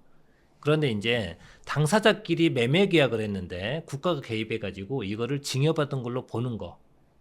이건 너무 과도한 시장 개입이죠. 그래서 일정 금액까지는 봐줘요. 일정 금액까지는 증여세 부과를 안 한다는 겁니다. 그럼 얼마까지 봐주는 거냐? 그게 시가하고 대가의 차액. 이게 싸게 산 금액이죠. 네. 시가가 10억, 대가는 7억. 그럼 차액이 얼마예요? 3억이죠. 시가하고 대가의 차액에서 3억 또는 시가의 30% 중 작은 금액을 빼주게 되어 있습니다. 3억과 시가의 30% 중 작은 금액. 그럼 시가가 지금 10억이잖아요. 그럼 시가의 30%가 3억이죠. 둘 중에 작은 금액이 얼마예요? 3억이에요. 그러니까 3억까지는 괜찮다는 겁니다. 그래서 시가가 10억이 넘으면은 또 둘 중에 작은 금액은 항상 3억이에요. 네. 근데 만약에 시가가 10억 이하다. 그러면은 3억과 시가의 30% 중 작은 금액은 항상 시가의 30%입니다. 그래서 여러분들은 이제 이렇게 이해하시면 더 쉬울 것 같아요. 부모가 자녀에게 부동산을 저가로 양도할 때 만약에 시가가 10억이 넘는다 그러면은 3억까지만 싸게 팔면 문제가 없다. 시가가 10억이 안 된다 그러면은 3억이 아니에요. 30%만큼 싸게 팔면 문제가 없다. 뭐가 문제가 없다는 거예요? 증여세가 문제가 없다는 겁니다. 증여로 안 본다는 거예요. 여기까지 이해하셨어요? 네. 시가보다 저가로 양도하면은 저가 양수 시 증여 의제 규정이 적용이 될 수도 있는데 다만 시가의 30%와 3억 중 작은 금액 미만으로 싸게 팔면은 증여세는 안 나온다. 그 다음에 여기서 이제 문제가 되는 게 양도소득세입니다. 지금 이건 아버지가 증여한 게 아니고 판 거잖아요. 그렇죠. 판 사람은 양도소득세를 내야 되는데 양도소득세를 계산할 때 특수관계인인 자녀에게 시가보다 싸게 팔잖아요. 그러면 이걸 부당행위라고 그래요. 그리고 이 부당행위가 발생을 하면은 과세당국은 두 사람 간의 계약 금액을 무시해버려요. 무시하고 다시 양도가액을 시가로 봐서 시가를 양도가액으로 봐서 양도세를 과세합니다. 이걸 뭐라고 그러냐면은 부당행위 계산 부인 규정이라고 그래요. 그러면은 얼마 정도 싸게 팔아야 부당행위 계산 부인 규정이 적용이 되는 거냐? 증여세는 아까 시가의 30%와 3억 중 작은 금액 미만이면 괜찮다고 그랬잖아요. 양도소득세는 시가보다 5%만 싸게 팔아도 부당행위 계산 부인 규정을 적용합니다.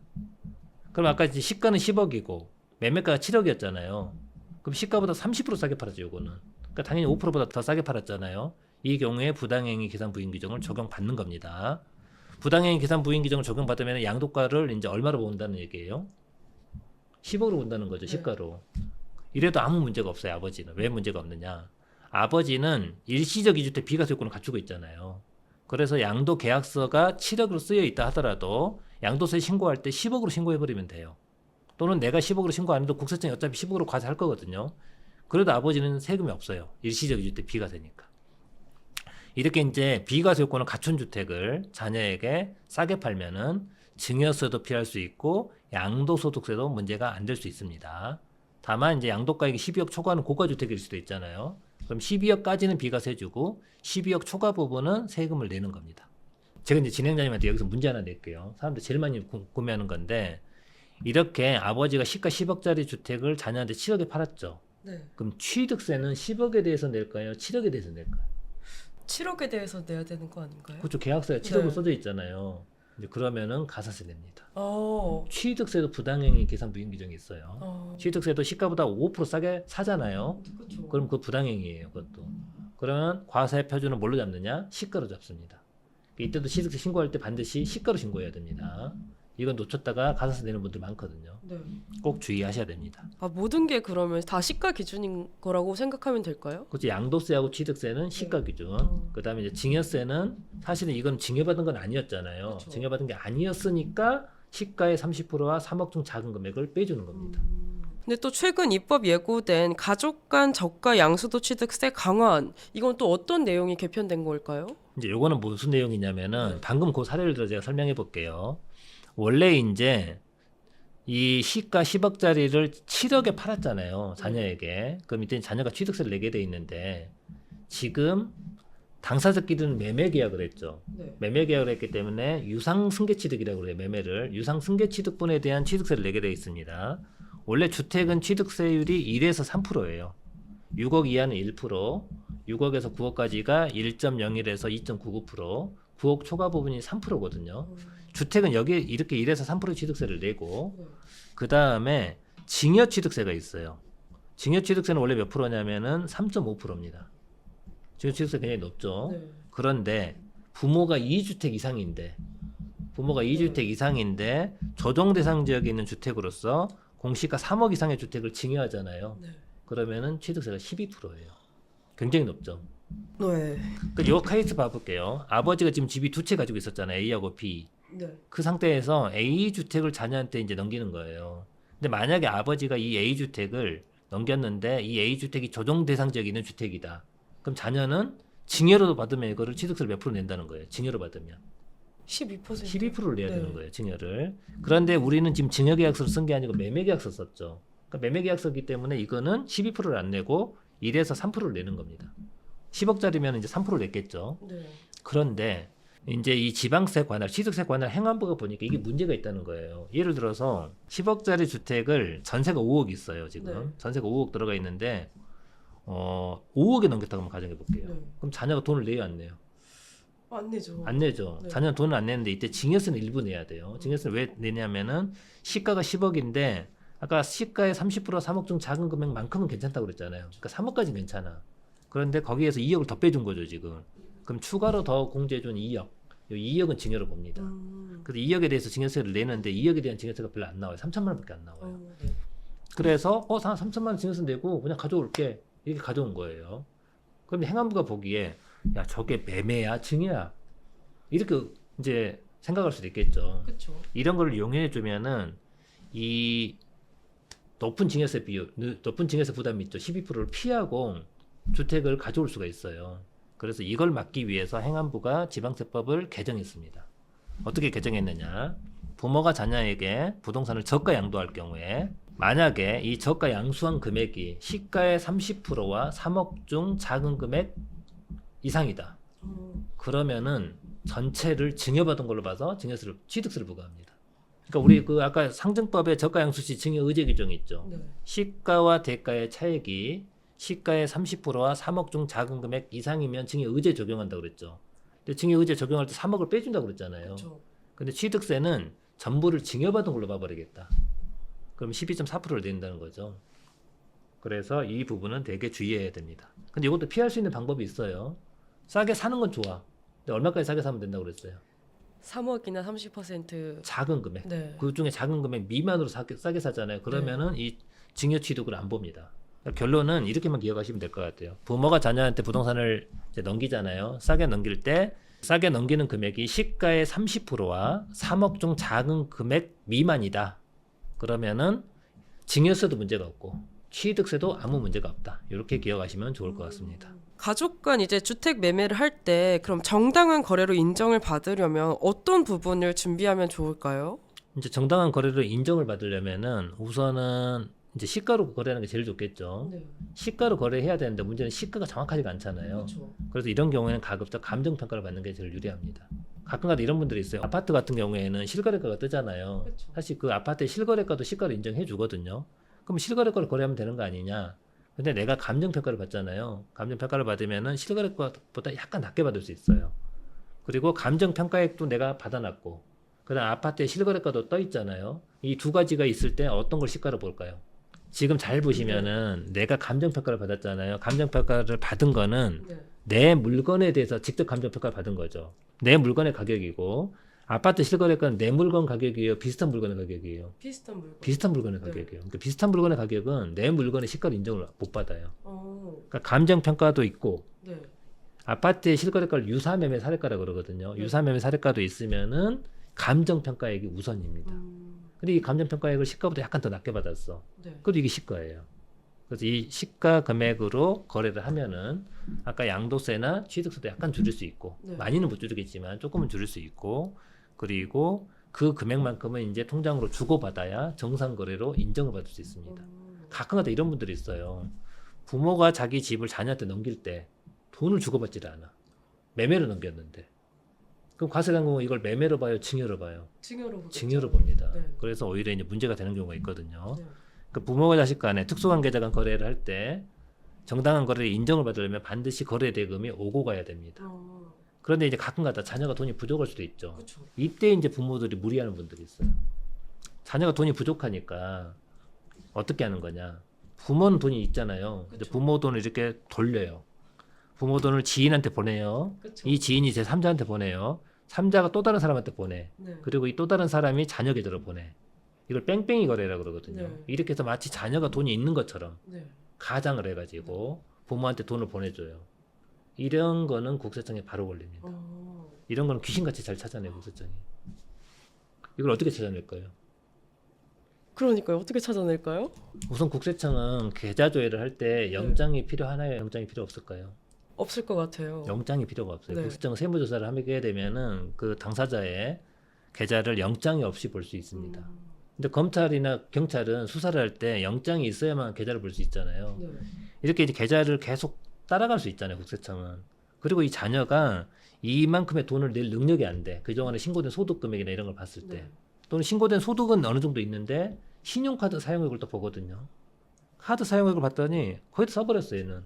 그럼 이 돈을 모아놓을 능력이 안 되잖아요. 그런데 뭐 고액의 돈이 상대방 계좌로 매수인 계좌로 들어갔다. 매도인 계좌로 들어갔다. 그럼 이제 의심을 하겠죠. 저 돈이 어디서 났을까.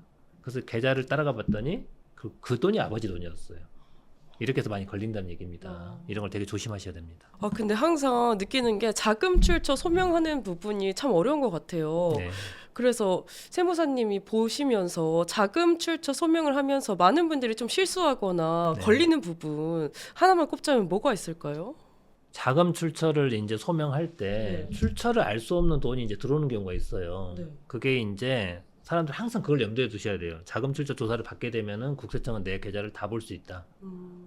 그래서 다른 계좌로 받아가지고 그 부모나 좀 지인으로부터 돈을 증여를 받아가지고 이 계좌를 내 계좌로 다시 들어왔어요. 들어왔을 때 이게 안 걸린다는 생각을 항상 조심하셔야 되고, 그다음에 또 하나 조심하셔야 될 게 이제 이미 소득이 많은 분들도 있습니다. 그렇죠. 뭐 사업을 하거나 근로소득이 있어서 좀 충분히 소득이 되는 분들 중에 내가 국세청에 신고된 소득이 다 국세청에서 인정해 줄 거라고 생각하는 분들이 있습니다. 제가 예를 들어 의사분 한번 예를 들어 볼게요. 의사분 소득이 신고소득이 3억이에요. 네. 그럼 이거 다 저축할까요? 아니죠. 아니죠. 우선 신고소득에서 뭘 빼야 돼요? 소득세를 빼야 돼요. 소득세가 예를 들어서 소득금액 3억이면 소득세 한 8천만 원 정도 나올 겁니다. 그럼 소득세 8천을 빼요. 그럼 2억 2천 남았죠. 네. 이거 가지고 생활비 써야 안 써요? 쓰죠. 생활비 쓰죠. 생활비 쓰고 이것저것 하다 보면은 이제 신용카드, 그다음에 현금 영수증 사용액, 요걸 다 뺍니다. 네. 근데 이분이 만약에 그걸 뺀 게 1년에 1억 2천 정도 된다고 가정해 볼게요. 그럼 소득세 8천 내고 카드 사용액, 현금 영수증 사용액 1억 2천을 빼면은 그리고 2억이 날아가는 거잖아요. 그렇죠. 그럼 신고소득 3억에서 2억을 빼면 얼마 남아 있어요? 1억이 1억밖에 안 남아 있습니다. 네. 이걸 가처분 소득이라고 그래요. 아, 요걸 다 더해봤자 내가 집 사는 금액보다 훨씬 부족해. 그러면 국세청 입장에서는 저 돈이 어디서 났을까? 또 누락된 소득이 있는 거 아닐까? 또는 부모로부터 증여받은 게 아닐까? 이래서 조사를 하는 거예요. 근데 계좌를 봤더니 예를 들어서 차명 계좌가 나왔어요. 수익 금액이 누락된 게 나왔어. 그럼 이제 병원의 세무조사로 확대될 수도 있잖아요. 그렇죠. 또는 부모로부터 이렇게 돌려가지고 아까 그 뺑뺑이 거래처럼 돌려가지고 들어온 돈이 있어요. 그럼 이제 증여세가 과세가 되는 거고. 이렇게 해서 이제 적발되는 겁니다. 그래서 보통은 자금 출처 조사 대상자 선정될 때 가장 이제 많이 놓치는 부분이 이렇게 내 신고된 소득 기준으로 충분히 저 집을 살 수 있어요. 그래서 신고된 소득하고 주택의 취득가액을 비교해가지고 문제가 없다 해서 사는 분들이 계시는데 꼭 신고 소득에서 소득세 빼고 신용카드 사용액과 현금 영수증 사용액을 빼고 나머지 가처분 소득으로 비교를 해보셔야 됩니다. 그래야 문제가 안 된다는 겁니다. 그리고 또 이제 1주택하고 오피스텔, 1주택하고 지방의 저가 주택을 보유한 사람이 비과세를 위해 안 팔리는 주택이나 오피스텔을 이제 가족에게 넘기고 남은 1주택을 비과세 받으려는 분들이 있다고 들었어요. 이때 유의해야 할 점이 있을까요? 최근에 이런 건으로 지금 국세청에서 조사를 여러 명 착수를 했거든요.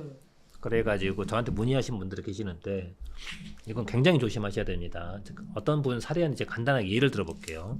어떤 분이 강남에 A주택을 하나 가지고 있었어요. 양도 차익이 한 20억이 넘어요. 차익이 굉장히 크죠. 근데 이걸 팔고 갈아타게 하고 싶어요. 근데 이분이 오피스텔이 있어요. 오피스텔. 월세 받으려고 오피스텔을 사놨는데 이게 안 팔려요 지금. 오피스텔 정말 거래가 안 되거든요. 그래서 이 오피스텔을 차라리 임대주택 등록했으면 괜찮을 텐데 이 오피스텔을 자기 자녀한테 넘겼습니다. 오피스텔이 얼마 정도 되냐면 한 3억 정도 했거든요. 여기가 월세가 한 100만 원 정도 나와요. 그 월세 때문에 이제 네. 오피스텔을 가지고 있는 건데 이 오피스텔이 안 팔려서 이 3억에 자녀한테 이거를 넘겼습니다. 매매로. 근데 자녀가 한 1억밖에 없었어요. 1억에서 1억 5천 정도. 어쨌든 이제 등기는 넘길 수 있잖아요. 그렇죠. 그리고 이제 돈은 나중에 주는 조건으로 계약서를 그렇게 썼습니다. 이렇게 넘기고 무슨 돈도 다 안 줬죠.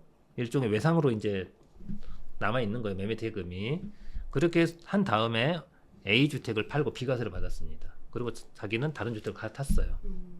그런데 자녀가 이 오피스텔 때문에 집을 못 사는 거예요. 여기 대출이 이제 일부 껴 있을 수도 있고 네. 또는 요것 때문에 이제 청약 자격이 문제가 될 수도 있고 이래가지고 이거를 자꾸 자녀가 부담스러워요. 아빠 보고 빨리 가져가라는 거죠. 네. 그래서 이제 아버지가 한 1년 뒤에 요걸 다시 가져왔습니다. 가져올 때 이제 3억에 가져와야 되잖아요. 시세가 3억이니까. 그렇죠. 근데 매매 대금 중에 기존에 1억 5천을 못 받은 게 있죠. 그거랑 상계 처리했어. 그 나머지만 주고 가져왔어. 이랬을 때 기존의 강남 A주택 비과세가 유지가 될까요? 비과세가 깨지게 되나요? 깨지게 됩니다. 왜 깨지게 되는 거냐? 실질적으로 자녀가 이 오피스텔을 산 게 아니에요. 이건 아버지의 비과세를 받기 위해서 오피스텔을 가장 거래한 걸로 봅니다. 세법은. 왜냐면 나중에 다시 되사왔잖아요, 내가. 그렇죠. 실제로 그리고 돈이 다 오고 가지도 않았죠. 네. 이랬을 때 요 거래는 가장 거래로 봐서 아버지는 비과세가 부인됩니다.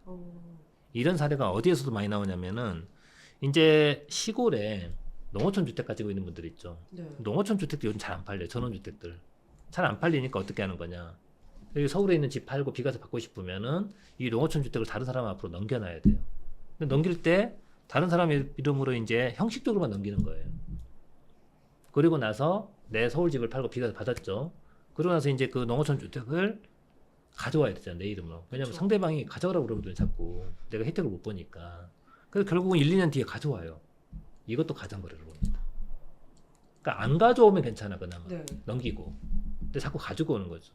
그럼 몇 년, 한 10년, 20년 지나서 가져오면 그럼 가장거래로 안 보나요? 10년, 20년까지 지나면 안 보겠죠. 어. 그것까지 이제 국세청 추적해서 과세하기는 어려운데 한 5년 이내에 다시 가져오잖아요. 네. 지금 최근 점검 나온 게 조사 나온 것들이 보통 5년 이내 가져온 것들. 요것들 많이 걸리는 것 같습니다. 그 부담부 증여가 일반 증여보다 유리한 케이스와 불리한 케이스 어떤 상황이 해당되게 될까요? 요건 좀 사안이 좀 복잡한데요. 일반적으로 이제 부담부 증여가 뭐냐면은 우리가 부동산이나 이런 것들을 증여할 때 채무를 승계시키는 조건의 증여, 이걸 부담부 증여라고 그럽니다. 예를 들어 볼게요. 상가가 10억짜리가 있는데 부모님이 5억을 대출을 받았어요. 5억을 대출을 받아가지고 이 5억 대출 금액을 자녀가 승계하는 조건으로 이 상가를 증여해 줬습니다.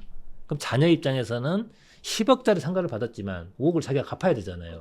그럼 현실적으로 5억만 받은 거예요. 이렇게 부담부 증여를 받을 때는 채무를 승계하는 조건의 부담부 증여를 받을 때는 증여 재산가액을 얼마로 계산해야 되겠느냐? 10억이 아니고 채무를 공제해준 5억으로 보는 겁니다.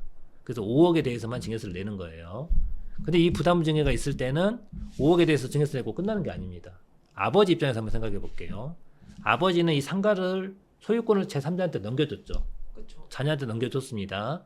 그리고 대가를 받으면 이거를 양도라고 그러는 거고 대가를 안 받으면 이걸 증여라고 그래요. 근데 아버지는 자녀한테 상가의 소유권을 넘겨주고 대가 받았어요, 안 받았어요? 돈을 안 받았죠. 돈을 안 받았지만은 아버지가 갚아야 될 부채 있었죠. 그쵸. 대출 5억. 네. 그게 없어져 버렸죠. 네. 결국은 그게 대가를 받은 거와 똑같아요.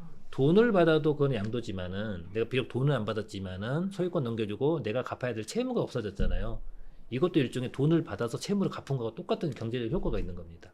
그래서 이 부담부 증여에서는 채무 승계액은 증여로 보는 게 아니고 양도로 보는 겁니다. 그래서 양도소득세가 나와요. 그런데 일반적으로 사람들이 부담부 증여를 하게 되면은 증여세는 줄어든다고 하니까 되게 유리하다고 생각하거든요. 그렇죠. 근데 증여세 대신에 뭘 내야 된다고 그랬어요? 양도소득. 양도소득세를 내야 돼요. 그러니까 양도세가 만약에 많이 나온다. 그러면 오히려 부담부 증여가 불리할 수도 있겠죠. 대표적인 게 언제냐? 다주택자 양도세 중과제도가 시행될 때. 그렇죠. 중과제도가 시행될 때 이게 이제 상가가 아니고 주택이라고 한번 생각해 보세요. 전세 낀 주택. 요걸 아버지가 종부세 많이 나온다고 자녀한테 증여한 거예요. 그럴 때 자기가 중과가 돼버려, 양도세가. 그러면은 증여세 줄어드는 것보다 양도세가 훨씬 많이 나옵니다. 이랬을 때 이제 문제가 되는 거고요. 네. 아주 이제 부담부 증여가 유리할 때가 있어요. 그게 언제냐? 아버지가 비과세가 돼버려. 아버지가 일시적 이주택 비과세예요. 예를 들어 볼게요. 아까 매매가 10억짜리 아파트가 있는데요. 여기에 전세가 7억이 들어가 있습니다. 요걸 넘기면은 3억은 증여로 본다고 그랬죠. 네. 근데 7억은 뭘로 봐요? 7억은 양도로 보겠죠. 채무가 넘어간 거니까.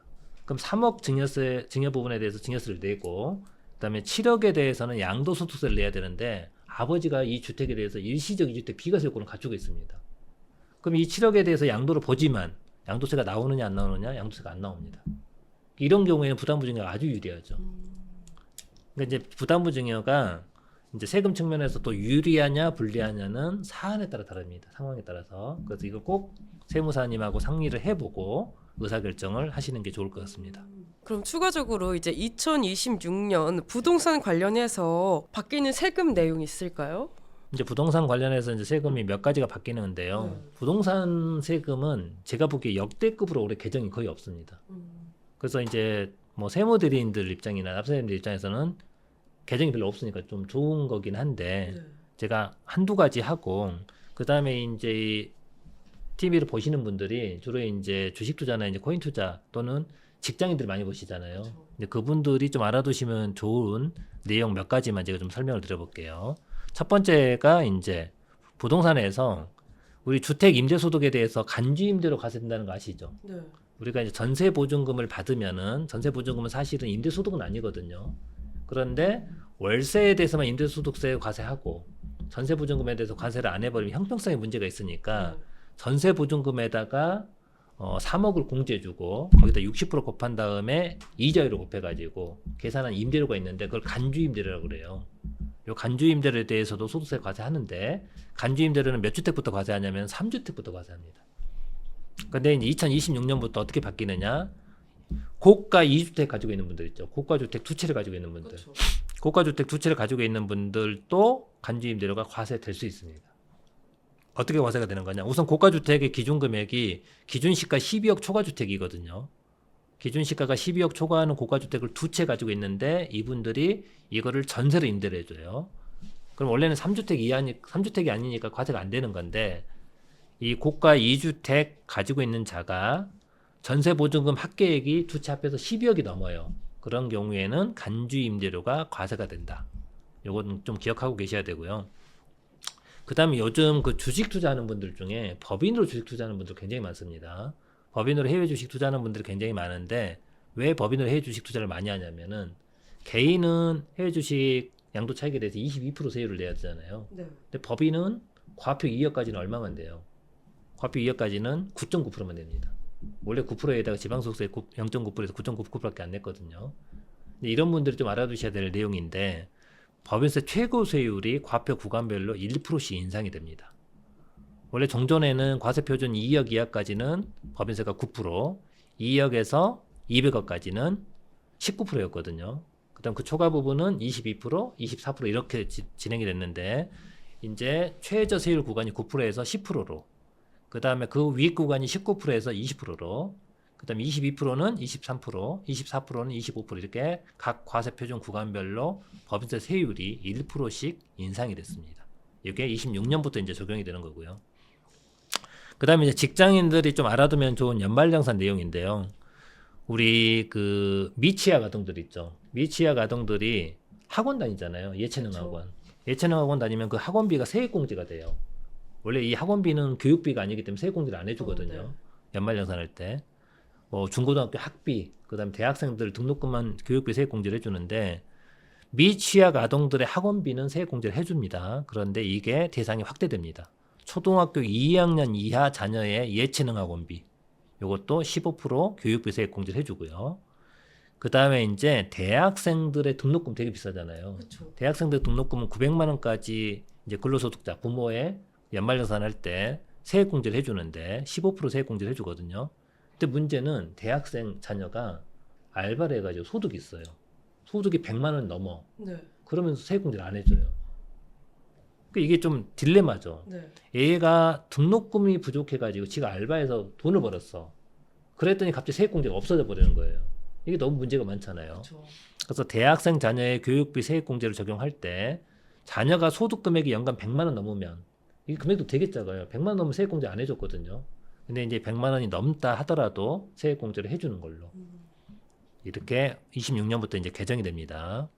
그 다음에 이제 자녀의 그 회사가 자녀한테 보육수당 주는 경우가 많잖아요. 보육수당은 월 20만 원까지 비과세였는데 요게 자녀가 한 명이든 10명이든 상관없이 그냥 무조건 월 20만 원만 비과세 해줬거든요. 그런데 이제 자녀 1인당 월 20만 원까지 비과세 해주는 거로 확대가 되고, 금투세는 잘 아시죠? 그쵸. 금투세는 이제 폐지되는 걸로 확정이 됐잖아요. 금투세는 이제 완전히 폐지되는 걸로 확정이 됐고, 그 다음에 이제 여기 TV 구독자님들이 가장 많이 투자하는 게 가상자산이죠.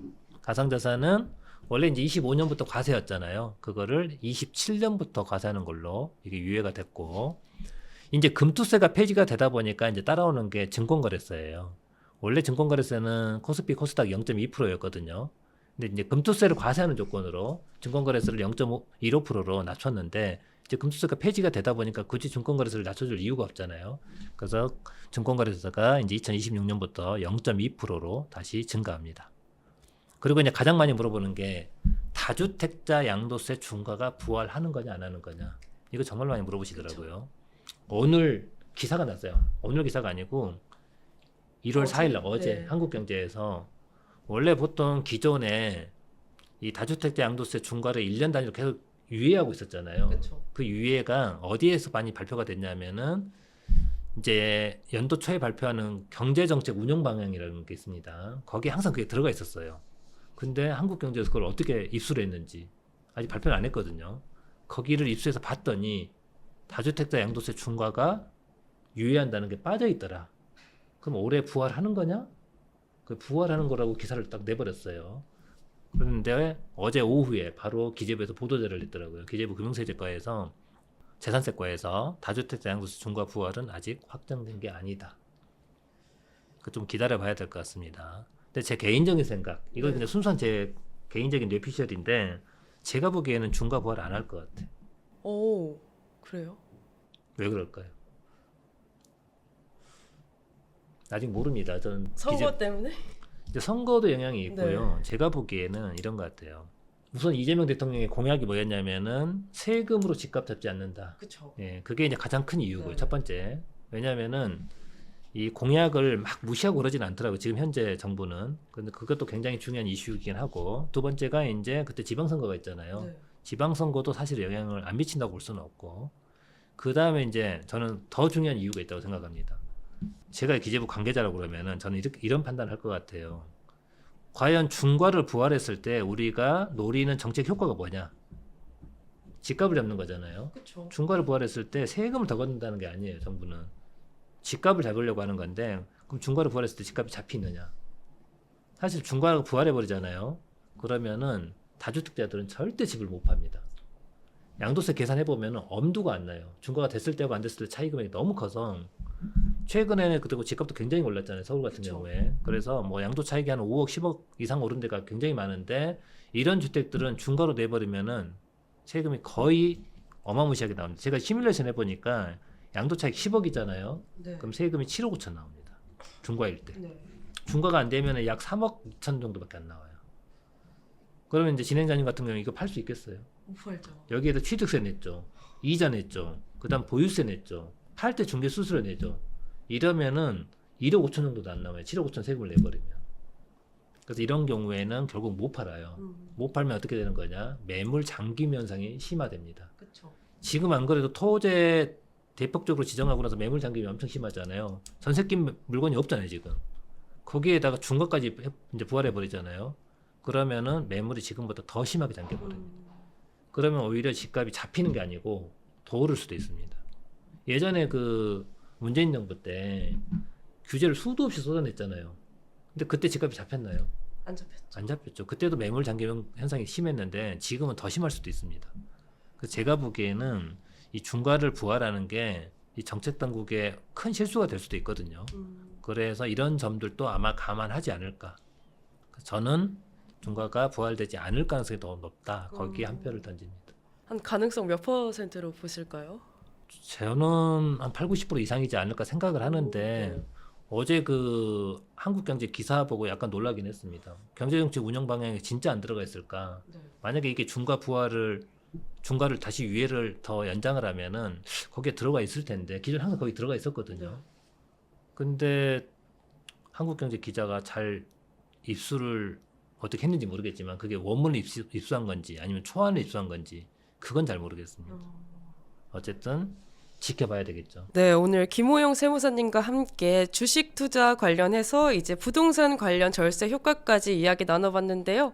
세무사님, 그럼 저희 성공의 진심인 구독자분들께 한 말씀만 부탁드려요.